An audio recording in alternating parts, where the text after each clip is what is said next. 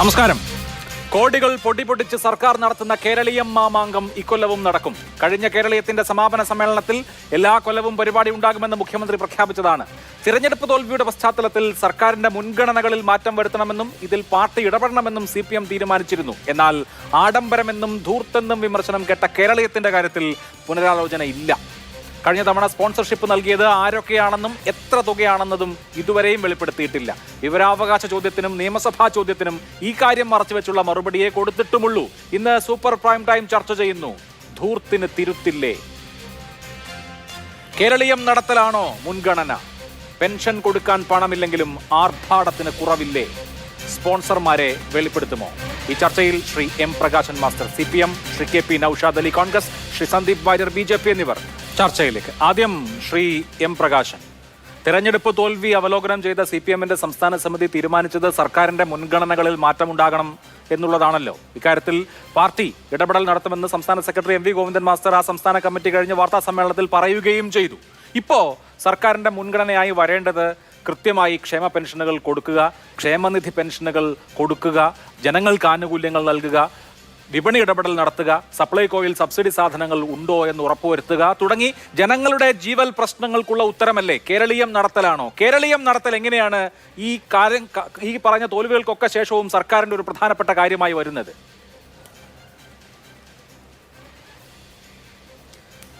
ഇവിടെ നിങ്ങൾ പറഞ്ഞിരിക്കുന്ന കാര്യങ്ങളെല്ലാം നിർവഹിക്കേണ്ടത് തന്നെയാണ്. എന്നാൽ അതെല്ലാം നിർവഹിച്ചിട്ടും മതി ജീവനക്കാരുടെ ശമ്പളം കൊടുക്കൽ? അങ്ങനെ പറയാൻ കഴിയില്ലല്ലോ. അതെല്ലാം കഴിഞ്ഞിട്ട് മതി റോഡ് വികസനം? അങ്ങനെ പറയാൻ കഴിയില്ലല്ലോ. അതെല്ലാം കഴിഞ്ഞിട്ട് മതി ആശുപത്രികൾക്കും മറ്റ് സ്ഥാപനങ്ങൾക്കെല്ലാം പണം കൊടുക്കൽ? അങ്ങനെ തീരുമാനിക്കാൻ കഴിയില്ലല്ലോ. ഭരണത്തെക്കുറിച്ച് അറിയുന്ന എല്ലാവർക്കും അറിയാവുന്നത് ഭരണം അതിൻ്റെ ചെലവ് നിർണ്ണയിക്കുന്നത് വ്യത്യസ്തങ്ങളായിട്ടുള്ള തലങ്ങളിലാണ്. വ്യത്യസ്ത വകുപ്പുകളിൽ വ്യത്യസ്തങ്ങളായിട്ടുള്ള ഹെഡ് ഉപയോഗിച്ചുകൊണ്ടാണ് ധനവിതരണം നടക്കുന്നത് എന്നുള്ളത് ഭരണത്തെക്കുറിച്ച് അറിയുന്ന എല്ലാവർക്കും അറിയാവുന്നതാണ്. ഇവിടെ കേരളം ഇന്ത്യക്കാകെ മാതൃകയായ ഒരു സംസ്ഥാനമാണ്. ലോകത്തിൽ തന്നെ അത്യപൂർവമായ നേട്ടങ്ങൾ നേടിയിട്ടുള്ള ഒരു നാടാണ് കേരളം. കേരളം അതിൻ്റെ ഭാവി വികസനത്തിന് പ്രധാനമായി കാണുന്ന രണ്ട് മേഖലകളാണ്. ഒന്ന് ടൂറിസം വികസനം, മറ്റൊന്ന് ഇതര രാജ്യങ്ങളിലടക്കമുള്ള മൂലധനം കേരളത്തിലേക്ക് എത്തിക്കുന്നതിനുള്ള ശ്രമങ്ങൾ. കേരളീയർ എന്ന് പറയുന്നത് കേവലം ഒരു സംസ്ഥാനത്ത് മാത്രം ജീവിക്കുന്ന ആളുകളല്ല. ലോകത്തിൽ മലയാളി ഇല്ലാത്ത ഒരൊറ്റ രാജ്യമില്ല, ഒരു ഭൂഖണ്ഡമില്ല. അവർക്കെല്ലാം തന്നെ കേരളത്തിൻ്റെ വികസനത്തിൽ പങ്കാളികളാക്കാൻ കഴിയുകയും ലോകത്തെ ആകെ കേരളത്തിൻ്റെ മികവും കേരളത്തിൻ്റെ പ്രത്യേകതകളും അറിയിക്കാനാവുകയും ചെയ്യുക എന്നുള്ളത് ഈ ഗവൺമെൻറ് പ്രഖ്യാപിച്ചിട്ടുള്ള അതിന് മുൻഗണനാ പദ്ധതികളിൽ ഏറ്റവും പ്രധാനപ്പെട്ടതാണ്.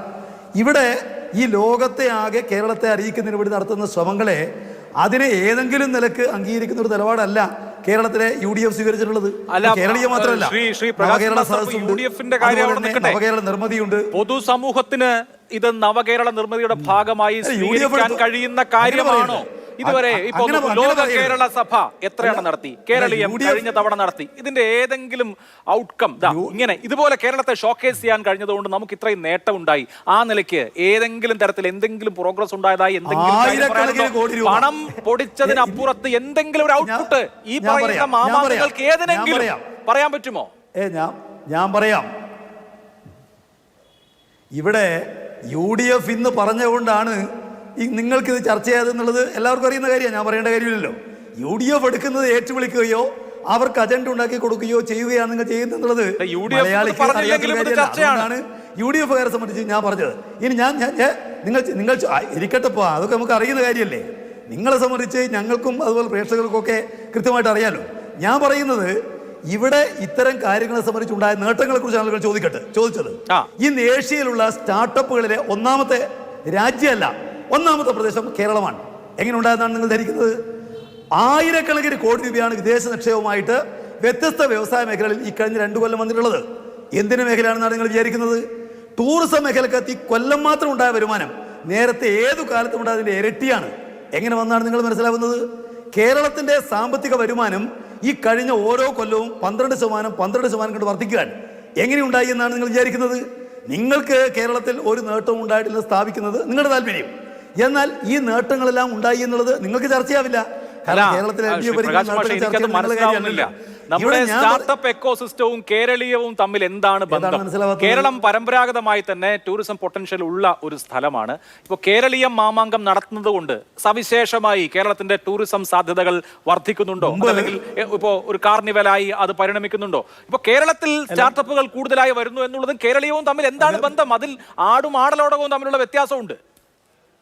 അതാ പറഞ്ഞത്. ഇപ്പോ ഞാൻ ചോദിക്കട്ടെ, പുല്ല് പറിക്കുന്നതും വണ്ണി ഉണ്ടാക്കുന്നതും വല്ല ബന്ധമുണ്ടോ?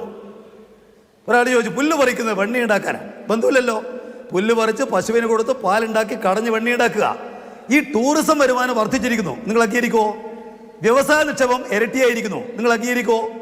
കേരളത്തിന്റെ വരുമാനം ഒരു കാലത്തും ഇല്ലാത്ത വിധത്തിൽ 12% ഇത് വർദ്ധിക്കുന്നു, നിങ്ങൾ അംഗീകരിക്കോ? കേരളത്തിൽ പുതുതായിട്ട് ഒരുപാട് വ്യവസായ നിക്ഷേപം വരുന്നു, നിങ്ങൾ അംഗീകരിക്കോ? ഇതെല്ലാം ഈ പറയുന്നതിന് അതിന്റെ കൂടി നേട്ടമാണ്. കേരളം വളരുകയാണ്.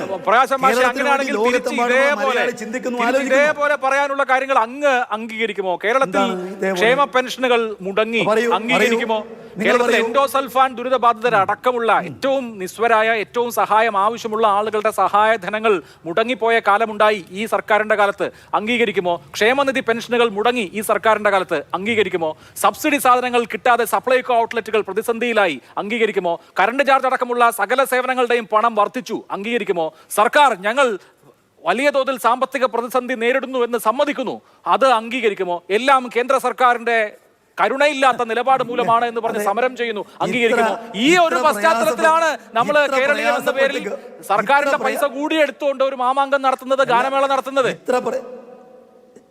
ഞാൻ ചോദിക്കട്ടെ, ഈ പ്രയാസങ്ങളൊന്നും ഇതുപോലെ ഇല്ലാത്ത കാലമായിരുന്നല്ലോ 2023 ആഗസ്റ്റ് മാസം. ഈ കേരളീയത്തെ നിങ്ങൾ അന്ന് അംഗീകരിച്ചിട്ടുണ്ടോ? എങ്കിലല്ലേ ഇപ്പോൾ പറയുന്നത് അർത്ഥമുള്ളൂ. ഇപ്പോൾ കഴിഞ്ഞ 6 മാസക്കാലമായിട്ട് ഈ പ്രശ്നമുണ്ട്. നിങ്ങൾ കഴിഞ്ഞ കേരളീയത്തിൽ ഈ പരിപാടികളെല്ലാം നടത്താൻ തീരുമാനിക്കുന്നത് എങ്ങനെയാ? സംസ്ഥാന ഗവൺമെന്റ് പ്രതിപക്ഷത്തിന്റെ കൂടി പങ്കാളിത്തത്തോടെ, സഹകരണത്തോടെ നടത്താൻ തീരുമാനിച്ചതാണ്. ഇവിടെ കഴിഞ്ഞ 2 കൊല്ലക്കാലമായിട്ട് ഈ പ്രശ്നം ഉണ്ടായിരുന്നില്ലല്ലോ. അപ്പോൾ നിങ്ങൾ നടപ്പാക്കിയ പദ്ധതി എല്ലാം അംഗീകരിച്ചിട്ടുണ്ടോ? ലൈഫ് കഴിഞ്ഞ 5 കൊല്ലക്കാലം ഒരു പ്രശ്നമില്ലല്ലോ. അന്ന് ലൈഫ് വന്നു, നിങ്ങൾ അംഗീകരിച്ചിട്ടുണ്ടോ? അന്ന് ഈ പറയുന്ന കേരളത്തിന് നവകേരള നിർമ്മിതി വന്നു, നിങ്ങൾ അംഗീകരിച്ചിട്ടുണ്ടോ?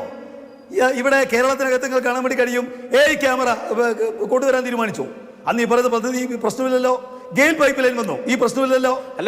വന്നു, ഈ വന്നു, ഈ പ്രശ്നമില്ലല്ലോ. അതല്ലെങ്കിൽ ഏതെങ്കിലും അടിസ്ഥാന സൗകര്യ വികസനവും ഒക്കെ ആയിട്ട് എങ്ങനെയാണ് കേരളീയം ഫെസ്റ്റിവലിനെ താരതമ്യം ചെയ്യാൻ കഴിയുക? ഇപ്പൊ നോക്കൂ, ഈ ഫെസ്റ്റിവൽ നടത്തുമ്പോൾ വലിയ തോതിൽ ഇതിനൊന്നും താരങ്ങളെയും കലാകാരന്മാരെയും കാണിച്ച് ഷോ നടത്താൻ സാധിക്കും, സെമിനാർ നടത്താൻ സാധിക്കും. പ്രൊഡക്റ്റീവായി എന്തുണ്ട് എന്നുള്ളത് ഗൗരവപൂർണ്ണമായ വിഷയമാണ്. ഇന്ന് മാത്രമല്ല ശ്രീ പ്രകാശൻ മാസ്റ്റർ, കഴിഞ്ഞ തവണത്തെ ഈ കേരളീയത്തിൽ 27 കോടി രൂപ സർക്കാർ ചെലവാക്കി. അതിന് കണക്കുണ്ട്. സ്പോൺസർഷിപ്പായി എത്ര പണം കിട്ടി, ആരാണ് സ്പോൺസർ അറിയുമോ? സ്പോൺസർഷിപ്പായി കിട്ടിയ തുകയുടെ കണക്ക് ആരൊക്കെ സ്പോൺസർ ചെയ്തു എന്ന് പറഞ്ഞില്ല. ഉദ്യോഗസ്ഥരെ, നികുതി വകുപ്പിലെ അടക്കം ഉദ്യോഗസ്ഥരെ ഈ പറഞ്ഞ പിരിവിന് സ്പോൺസർഷിപ്പ് നിയോഗിക്കേണ്ട അവസ്ഥ വന്നു. ഇതൊക്കെ കഴിഞ്ഞിട്ട് കഴിഞ്ഞ കേരളീയത്തിൽ പെർഫോം ചെയ്ത ആളുകൾക്ക് മുഴുവൻ പണം കൊടുക്കാൻ കഴിയാത്ത സാഹചര്യമാണ് ഇപ്പോഴും. കഴിഞ്ഞ കേരളീയത്തിൽ ഈ സർവീസുകൾ നിർവഹിച്ച എല്ലാ ആളുകൾക്കും അവരുടെ കരാർ അനുസരിച്ചുള്ള പണം കിട്ടിയിട്ടുണ്ടോ എന്ന് അന്വേഷിച്ചിട്ടുണ്ടോ? അപ്പൊ കഴിഞ്ഞ കേരളീയം നടത്തി അവർക്ക് കൊടുക്കാനുള്ള പണം പോലും കൊടുത്തിട്ടില്ല. ഇതിപ്പോ ചില പഴയ തറവാട്ട് കാരണവന്മാർ തറവാട് മുട്ടിഞ്ഞ് കുലം കുത്തിയാലും ഞങ്ങൾ ഉത്സവം ആഘോഷപൂർവ്വം നടത്തും, ഈ കൊളപ്പുള്ളിയും അപ്പൻ മനോഭാവമായിട്ട് എത്ര കാലം ഈ സർക്കാർ മുന്നോട്ട് പോകും? നിങ്ങൾക്ക് മാതൃഭൂമിക്ക് കേരള ഗവൺമെന്റിനോടും അതിനെ നയിക്കുന്ന CPM-നോടുമുള്ള നിലപാട് പകൽ വെളിച്ചം വ്യക്തമാണ്. ഇപ്പൊ സ്പോൺസർഷിപ്പിനെ വലിയ രൂപത്തിൽ നിങ്ങൾ വിമർശിച്ചല്ലോ. ഞാൻ ചോദിക്കട്ടെ, മാതൃഭൂമി ചാനൽ എന്തുകൊണ്ടാണ് നിൽക്കുന്നത്? മാതൃഭൂമി പത്രം എന്തുകൊണ്ടാണ് പ്രവർത്തിക്കുന്നത്? സ്പോൺസർഷിപ്പിന്റെ വേറൊരു പേര് അഡ്വർടൈസ്മെന്റ് അല്ലേ? അതല്ലേ അതിന്റെ ബിസിനസ് മോഡൽ. പത്രത്തിന്റെ ഈ ചാനലിന്റെ ബിസിനസ് മോഡൽ അതല്ലേ? നിങ്ങൾക്ക് ഉറപ്പുണ്ടോ? സർക്കാർ സ്പോൺസർഷിപ്പ്, നിങ്ങൾക്ക് ഉറപ്പുണ്ടോ? അല്ല, ചാനലുകളുടെയും പത്രങ്ങളുടെയും ബിസിനസ് മോഡൽ അഡ്വർടൈസ്മെന്റ്, വരുമാനം വാങ്ങിച്ച് ഈ പറയുന്ന കണ്ടന്റ് കൊടുക്കുക എന്നുള്ളതാണ് ഗവൺമെന്റിന്റെ പണി. സ്പോൺസർഷിപ്പ് വാങ്ങിച്ച് ഗാനമേള നടത്തുകയാണ് ഗവൺമെന്റിന്റെ പണി. സ്പോൺസർഷിപ്പ് നേടിയിട്ട് മട്ടന്നൂർ ശങ്കരൻകുട്ടിയുടെ ദേവസിയുടെയും ഫ്യൂഷൻ നടത്താനാണോ കേരള ഗവൺമെന്റിനെ നിയോഗിച്ചിരിക്കുന്നത്? അല്ലെ M ജയചന്ദ്രന്റെ ഷോ നടത്താൻ സ്പോൺസർഷിപ്പ് വാങ്ങിച്ചത് ജ്വല്ലറിക്കാരന്റെ പൈസ ഗാനമേള നടത്താനുള്ള ഏർപ്പാടല്ലല്ലോ സർക്കാർ. എന്നാ പിന്നെ നിങ്ങളെ പ്രസംഗിച്ചാ പോരെ? അല്ല, ചോദ്യമാണ്. എന്നോട് കുറെ ചോദ്യം ചോദിച്ചില്ലല്ലോ. നിങ്ങൾ എനിക്കെതിരായി സംസാരിക്കാൻ കോൺഗ്രസിനെയും BJP നിങ്ങൾ കൊണ്ടുവന്നിട്ടുണ്ടല്ലോ. എന്നാ പിന്നെ മാതൃഭൂമി ഞാനും തമ്മിൽ തർക്കമായ പോരെ? എന്തൊരു ഏർപ്പാടാണ് ഇതെന്ന്? മാധ്യമമാണെന്നല്ലേ പറയുന്നത്. ഇവിടെ ഈ ഗവൺമെന്റ് നടത്തിയ ചോദ്യം നിങ്ങളുടെ ചോദ്യമല്ലെന്ന്, നിങ്ങളുടെ ചോദ്യമല്ല, നിങ്ങളിപ്പോ നവകേരള സദസ് ലോക ചരിത്രത്തിൽ ആദ്യമായിട്ട് 140 മണ്ഡലങ്ങളിൽ കേരളത്തിൽ മുഴുവൻ മന്ത്രിമാര് പോയി. പ്ലസ് പോയിന്റ് അല്ലേ? നിങ്ങൾ എപ്പോഴെങ്കിലും പറഞ്ഞോ ഇവിടെ വികസന പ്രവർത്തനങ്ങൾ തടയത്തക്ക നിലയ്ക്ക് കേന്ദ്രം ഈ സംസ്ഥാനത്തോട് ശത്രുപരമായി പെരുമാറി? നിങ്ങൾ എപ്പോഴെങ്കിലും ചർച്ച ചെയ്തോ? ഇവിടെ കേരളത്തിലേക്ക് ഒരുപാട് നേരത്തെ ഗവൺമെന്റ് ചെയ്യാത്ത കാര്യങ്ങൾ ചെയ്തു ഈ ഗവൺമെന്റ്. നിങ്ങൾ ചർച്ച ചെയ്തോ? ക്ഷീരമുള്ളോ രകടും ചുവട്ടിലും ചോര തന്നെ കൊതുകിന് കൗതുകം എന്ന് പറയുന്ന പോലെ പ്രതിപക്ഷത്തിന് വേണ്ടിയിട്ട് കാര്യങ്ങൾ ഇതളികൾ ചെയ്തുകൊണ്ടിരിക്കുന്നത്. പറയട്ടെ, പുറത്തുനിന്ന് ആരെങ്കിലും പ്രതിപക്ഷത്തിന് വേണ്ടി കാര്യങ്ങൾ കൈകാര്യം ചെയ്യണോ ശ്രീ പ്രകാശ്? ഞാൻ അവരുടെ അഭിപ്രായം അവരോട് ചോദിക്കാം. മണ്ഡലങ്ങളിലും മുഖ്യമന്ത്രിയും മന്ത്രിമാരും പോയിട്ട് 17 മണ്ഡലത്തിലെ ലോക്സഭാ തെരഞ്ഞെടുപ്പിൽ നിങ്ങൾക്ക് കൂടുതൽ വോട്ട് കിട്ടിയിട്ടുള്ളൂ എന്ന സത്യം കൂടി അംഗീകരിക്കണം. 140 മണ്ഡലത്തിലും മുഖ്യമന്ത്രിയും മന്ത്രിമാരും പോയിട്ട് എത്ര മണ്ഡലത്തിലാണ് ലോക്സഭാ തെരഞ്ഞെടുപ്പ് കൂടുതൽ വോട്ട് കിട്ടിയത്? ഞാൻ ചോദിക്കട്ടെ സുഹൃത്തെ, ലോക്സഭാ തെരഞ്ഞെടുപ്പ് നവകേരള സദസ് ശരിയായിരുന്നോ തെറ്റായിരുന്നോ എന്ന് ചോദ്യത്തിന് ഉത്തരമായിരുന്നോ? ലോക്സഭാ തെരഞ്ഞെടുപ്പ് ഇന്ത്യ ആര് ഭരിക്കണം തീരുമാനിക്കുന്നതാണ്. അല്ല നവകേരള സദസ് ശരിയാണോ കേരളീയം ശരിയാണോ അത് തീരുമാനിക്കുന്ന തെരഞ്ഞെടുപ്പല്ലല്ലോ ലോക്സഭാ തെരഞ്ഞെടുപ്പ്. ഇന്ത്യ ആര് ഭരിക്കണം? ഇന്ത്യ കേരളത്തിലെ 80% ജനങ്ങൾ തീരുമാനിച്ചു ഇന്ത്യ ഭരിക്കേണ്ടത് ഇന്ത്യ മുന്നണിയാണ്. അതല്ലേ തീരുമാനിച്ചത്? അതാ ഞങ്ങൾ പറഞ്ഞ മുദ്രാവാക്യത്തിന് എതിരാണോ? ശരി, കേരളത്തിൽ LDF പരാജയം ഉണ്ടായി എന്നുള്ളത് കൊണ്ട് എല്ലാ തെറ്റുകളും നിങ്ങൾക്ക് ഇഷ്ടമില്ലാത്ത മുഴുവൻ തെറ്റുകളും ജനങ്ങളുടെ ചെലവിൽ ചാർത്തിയിട്ട് തെരഞ്ഞെടുപ്പ് പരാജയം അതുകൊണ്ട് അങ്ങനെ സ്ഥാപിക്കണ്ട. ശരി, തെരഞ്ഞെടുപ്പ് ഇന്ത്യ ഭരിക്കണം തീരുമാനിക്കാനാണ്.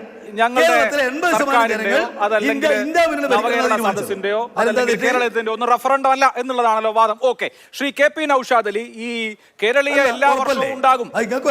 ശരി, ഓക്കെ, കേരളീയം എല്ലാ വർഷവും ഉണ്ടാകുമെന്ന് കഴിഞ്ഞ തവണ തന്നെ മുഖ്യമന്ത്രി പറഞ്ഞതാണ്. കഴിഞ്ഞ ഈ കേരളീയത്തിന്റെ സമാപന സമ്മേളനത്തിൽ തിരുവനന്തപുരമായിരിക്കും സ്ഥിരം വേദി, എല്ലാ വർഷവും കേരളീയം ഉണ്ടാകുമെന്ന് പ്രഖ്യാപിച്ചതാണ്. ഇപ്പോൾ അതിന് സംഘാടക സമിതി രൂപീകരിക്കപ്പെട്ടു എന്നുള്ളൂ. അതുകൊണ്ട് കൗതുകമില്ല, അത്ഭുതമില്ല, പുതുതായി ഒന്നും തീരുമാനിച്ചിട്ടുമില്ല. അപ്പോൾ പ്രതിപക്ഷത്തിൽ ഇക്കാര്യത്തിൽ എന്താണ് കാണാനുള്ളത്? അഭിലാഷ്, ഇവിടെ നമ്മുടെ ഇടയിലൊക്കെ ഒരു ചൊല്ലുണ്ട്, ഈ റോമാ സാമ്രാജ്യം കത്തിയെരിഞ്ഞപ്പോൾ വീണ വായിച്ച നീറോ ചക്രവർത്തി എന്നുള്ളത്. ഞാൻ ഭയക്കുന്നത് ഇനിയുള്ള കാലത്ത് ഈ കേരളം പിച്ചച്ചട്ടിയെടുത്ത് തെണ്ടുമ്പോൾ ഇത്തരത്തിലുള്ള കൗതുകങ്ങളിൽ അഭിരമിക്കുന്നൊരു മുഖ്യമന്ത്രി പിണറായി വിജയൻ എന്ന മട്ടിൽ ആ ചൊല്ലിനൊരു വകഭേദമുണ്ടാവുമോ എന്ന് ഞാൻ സംശയിക്കുകയാണ്. അത്തരത്തിലാണ് കേരളത്തിൻ്റെ സാഹചര്യങ്ങളിൽ മുഖ്യമന്ത്രിയും ഈ ഇടതുഭരണവും പെരുമാറുന്നത്. നിങ്ങൾ നോക്കുക, കേരളത്തിൻ്റെ എല്ലാ മേഖലകളും വലിയ തോതിലുള്ള സാമ്പത്തിക വരൾച്ചയെ നേരിടുകയാണ്. ഇവിടുത്തെ അടിസ്ഥാന പ്രശ്നങ്ങളെ അഭിസംബോധന ചെയ്യാൻ പോലും നമ്മുടെ സർക്കാരിന് കെൽപ്പില്ലാതായി മാറിയിരിക്കുന്നു. നിങ്ങൾ തന്നെ നേരത്തെ ചൂണ്ടിക്കാണിച്ച നിരവധിയായ കാര്യങ്ങൾ, ശമ്പളം, പെൻഷൻ, സപ്ലൈകോ, KSEB, KSRTC, പിന്നെ വാട്ടർ അതോറിറ്റി, കരാറുകാർക്കുള്ള കുടിശ്ശിക, ഉച്ചക്കഞ്ഞി, ഹെഡ് മാസ്റ്റർമാർ പ്രൊമോഷൻ വേണ്ട എന്ന് എഴുതി കൊടുക്കുന്ന സാഹചര്യം, DGP മുഖ്യമന്ത്രിക്ക് 25 കോടി ഡീസലിന് പണം ചോദിക്കുന്ന സാഹചര്യം, കേരള ഹൗസിൽ പാലൊഴിക്കാൻ പാല് വാങ്ങാനുള്ള വകയില്ലാത്തതടക്കമുള്ള വളരെ ദയനീയമായ ചുറ്റുപാടിലൂടെ ഈ സംസ്ഥാനം മുന്നോട്ട് പോകുമ്പോൾ, ഈ സംസ്ഥാനത്തിൻ്റെ കടമെടുപ്പ് പരിധിക്ക് കേന്ദ്ര നിബന്ധനകൾ വെക്കുമ്പോൾ അത്തരമൊരു ഭീതിതമായൊരു ചുറ്റുപാടിൽ കേരളം മുന്നോട്ട് പോവുകയാണ്. എവിടെ വെച്ചാണ് ഈ യാനം തകർന്നടിഞ്ഞ് ഒന്നുമില്ലാതാകുന്നൊരു പരിസ്ഥിതി വരിക എന്ന് നമുക്കറിയില്ല. ഇവിടുത്തെ ചെറുപ്പക്കാരും വിദ്യാർത്ഥികളും ഒക്കെ കേരളം വിടാനുള്ള മാർഗങ്ങളാണ് ആലോചിക്കുന്നത്. ഇവിടെ എല്ലാ രംഗത്തും ഇത്തരത്തിലുള്ള വരൾച്ച നേരിടുമ്പോൾ അതിനെ മറികടക്കാൻ എന്തു ചെയ്യണമെന്നുള്ളതാണ് ഒരു മുഖ്യമന്ത്രി ആയാലും ഒരു ഭരണാധികാരി ആയാലും ചിന്തിക്കേണ്ടത്. ഏറ്റവും ആദ്യം ഇവർ ചെയ്യേണ്ടത് ഇവരുടെ ചെലവുകൾ കുറക്കുക എന്നുള്ളതാണ്. 40 വണ്ടിയുടെ അകമ്പടിയോടുകൂടി 1000-ലധികം പോലീസിനെ വിന്യസിച്ച് ഇനി എന്താ പിന്നെ വന്ദേ ഭാരതിൽ യാത്ര ചെയ്യുകയാണെങ്കിൽ തുടക്കം മുതൽ ഒടുക്കം വരെ 50 മീറ്ററോ 100 മീറ്ററോ ഇടവേളയിൽ പോലീസിനെ നിർത്തി വല്ലാത്തൊരു മാനസികാവസ്ഥയിൽ സഞ്ചരിച്ച ഒരു മുഖ്യമന്ത്രിയും ഭരണവുമായിരുന്നു. ബോർഡ് ചെയർമാൻമാർക്ക്, ജഡ്ജിമാർക്ക്, പിന്നെ MLA-മാർക്ക്, ഇവരുടെ മന്ത്രിമാർക്കും ഒക്കെ വാഹനങ്ങൾ വ്യത്യസ്ത ശീർഷകങ്ങളിൽ വാങ്ങാൻ വേണ്ടി പണം അനുവദിക്കുന്നു, ശമ്പള വർധനവ് വരുത്തുന്നു, മുൻകൂർ പ്രാബല്യം നൽകുന്നു, പിൻവാതിൽ നിയമനം നടത്തുന്നു. ഇത്തരത്തിലൊക്കെ മുന്നോട്ട് പോകുന്നതിന് ഈ സംസ്ഥാനത്തെ ജനങ്ങളൊരു തിരിച്ചടി നൽകിയപ്പോൾ സ്വാഭാവികമായിട്ടും തെറ്റ് തിരുത്തുമെന്ന് ഇടതുമുന്നണിയും CPM-ഉം പറഞ്ഞപ്പോൾ ഒരു മലയാളി എന്നുള്ള നിലയ്ക്ക് എല്ലാവർക്കും അതിനകത്തൊരു പ്രതീക്ഷയുണ്ടായിരുന്നു. കാരണം നമ്മളൊക്കെ ജീവിക്കുന്ന ഒരു സംസ്ഥാനമാണിത്. നാളെയും അടുത്ത തലമുറക്ക് ജീവിക്കണം.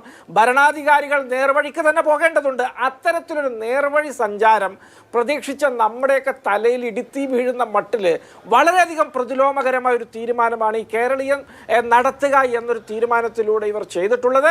ഇവരിതിനു വേണ്ടി സമാഹരിക്കുന്ന പണമൊക്കെ ഇവിടുത്തെ സഹകരണ സ്ഥാപനങ്ങളിൽ നിന്നാണ്, തദ്ദേശ സ്വയംഭരണ സ്ഥാപനങ്ങളിൽ നിന്നാണ്. അവിടെയൊന്നും പദ്ധതി വിഹിതം ചെലവഴിക്കാൻ പണമില്ല. GST നഷ്ടപരിഹാരം തദ്ദേശ ഭരണ സ്ഥാപനങ്ങൾക്ക് വകവെച്ചു കൊടുത്തിട്ടില്ല.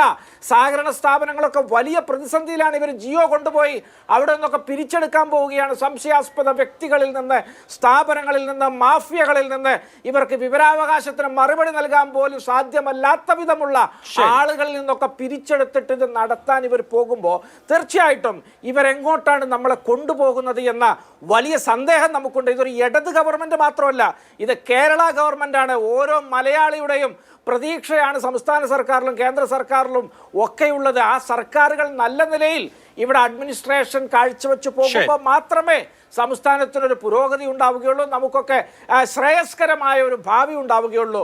എന്നാൽ ഇത്തരത്തിൽ പെരുമാറിപ്പോകുമ്പോൾ നമുക്ക് വലിയ ആശങ്കയും ഭീതിയുമാണ് ഇവരെ സംബന്ധിച്ചുള്ളത്. ജനങ്ങളുടെ തെറ്റിദ്ധാരണ മാറ്റുമെന്ന് പറഞ്ഞ് പാർട്ടി യോഗം കൂടി മുന്നോട്ട് വന്ന ഇവർ ഏത് തെറ്റിദ്ധാരണ മാറ്റാനാണ് ഇത്തരം ശ്രമങ്ങളിലൂടെ മുന്നോട്ട് വരുന്നത് എന്ന് ചോദിക്കേണ്ടിയിരിക്കുന്നു.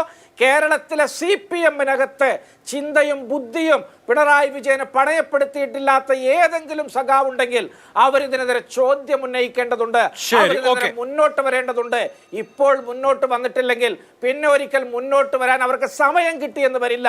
ത്രിപുരയുടെയും ബംഗാളിന്റെയും പുനരാവർത്തനം ഈ കേരളത്തിൽ ഉണ്ടാവും. അങ്ങനെ വരുമ്പോൾ പല ശക്തികളും ഇവിടെ പ്രാമുഖ്യം നേടും. ഞങ്ങൾക്കൊക്കെ കേരള രാഷ്ട്രീയത്തിന്റെ സന്തുലിതത്വം നിലനിൽക്കണമെന്ന് ആഗ്രഹമുണ്ട്. ഇത്തരത്തിൽ പിണറായി വിജയൻ ഈ പാർട്ടിയെ നശിപ്പിക്കാൻ എവിടെ നിന്നോ കൊട്ടേഷൻ വാങ്ങി ശ്രമിച്ചു മുന്നോട്ട് പോവുകയാണോ എന്ന് സന്ദേഹപ്പെടേണ്ട വിധത്തിലാണ് തീർത്തും നിർഭാഗ്യകരമാണ്. ശരി, ഓക്കെ. ശ്രീ സന്ദീപ് വാര്യർ, 27 കോടി 14 ലക്ഷം രൂപയാണ് കഴിഞ്ഞ കേരളീയത്തിന് വേണ്ടി സംസ്ഥാന സർക്കാർ ഖജനാവിൽ നിന്ന് ചെലവഴിച്ചത്. ഒരു മാസം ക്ഷേമ പെൻഷൻ കൊടുക്കാൻ വേണ്ടത് 900 കോടിയിലധികമാണ്. അപ്പോൾ സർക്കാരിന്റെ ചെലവുകളുടെ മൊത്തം ഒരു അനുപാതമെടുത്താൽ വളരെ ചെറിയ ഒരു തുക മാത്രമാണ്. ബാക്കി സ്പോൺസർഷിപ്പ് വഴിയാണ് കണ്ടെത്തുന്നത്. അപ്പോൾ സർക്കാരിനെ സംബന്ധിച്ച് വലിയ സാമ്പത്തിക ഭാരമൊന്നും ഉണ്ടാക്കുന്ന ഒരു കാര്യമല്ല. എന്ന് മാത്രമല്ല, ഇതൊരു സിഗ്നേച്ചർ പരിപാടിയായിട്ട് അവതരിപ്പിക്കുക എന്നുള്ളതാണ് സർക്കാരിന്റെ ലക്ഷ്യം. ഇത്തവണ ഫെസ്റ്റിവൽ മന്ത് എന്നുള്ള നിലയിൽ ഡിസംബറിനെയാണ് കേരളീയത്തിന് വേണ്ടി തിരഞ്ഞെടുത്തിരിക്കുന്നത്. ഇതിൽ വലിയ അപാകം BJPക്ക് തോന്നുന്നുണ്ടോ?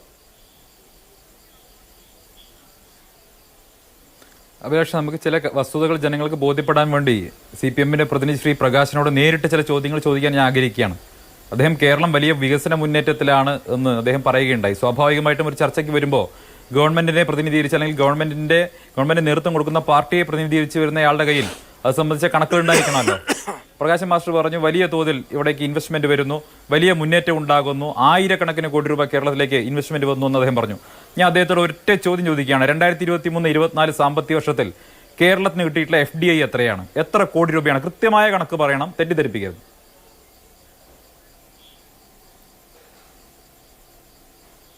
ഇവിടെ കേരളത്തെ ഇകഴ്ത്തിക്കാട്ടുക എന്നുള്ളത് BJPക്കും കോൺഗ്രസിനും വളരെയേറെ താല്പര്യമുള്ള വിഷയമാണ്. ഇത് ഇകഴ്ത്തി കാണിക്കലല്ല, കണക്കാണ് ചോദിച്ചത്. സംസ്ഥാനമല്ല, കണക്കാ ചോദിച്ചത്. FDI, ഫോറിൻ ഡയറക്ട് ഇൻവെസ്റ്റ്മെന്റ് കണക്കാൻ പറയുന്നത്. കണക്ക് പറയൂ, എത്ര രൂപ കിട്ടി? കണക്കാൻ ചോദിക്കുന്നത് എത്ര രൂപ കിട്ടി? ഞാൻ കണക്കാൻ പറയുന്നത്. പറയൂ. നിങ്ങൾ ചോദിക്കുന്ന ചോദ്യത്തിന് ഉത്തരം നേരെ നിങ്ങളെ കുട്ടിയൊന്നല്ലല്ലോ. ഞാൻ കണക്കാ പറയുന്നത്. ശിശുമരണ നിരക്കിൽ കേന്ദ്രം 1000-ൽ, ഈ രാജ്യത്തെ എത്രാം സ്ഥാനത്താണ്? മാതൃമരണ നിരക്കിൽ കേരളം 97ആണ്, 19ആണ് കേരളം. 1000 ഞാൻ പറയുന്നത് കേൾക്കുന്നത് 70ആണ്.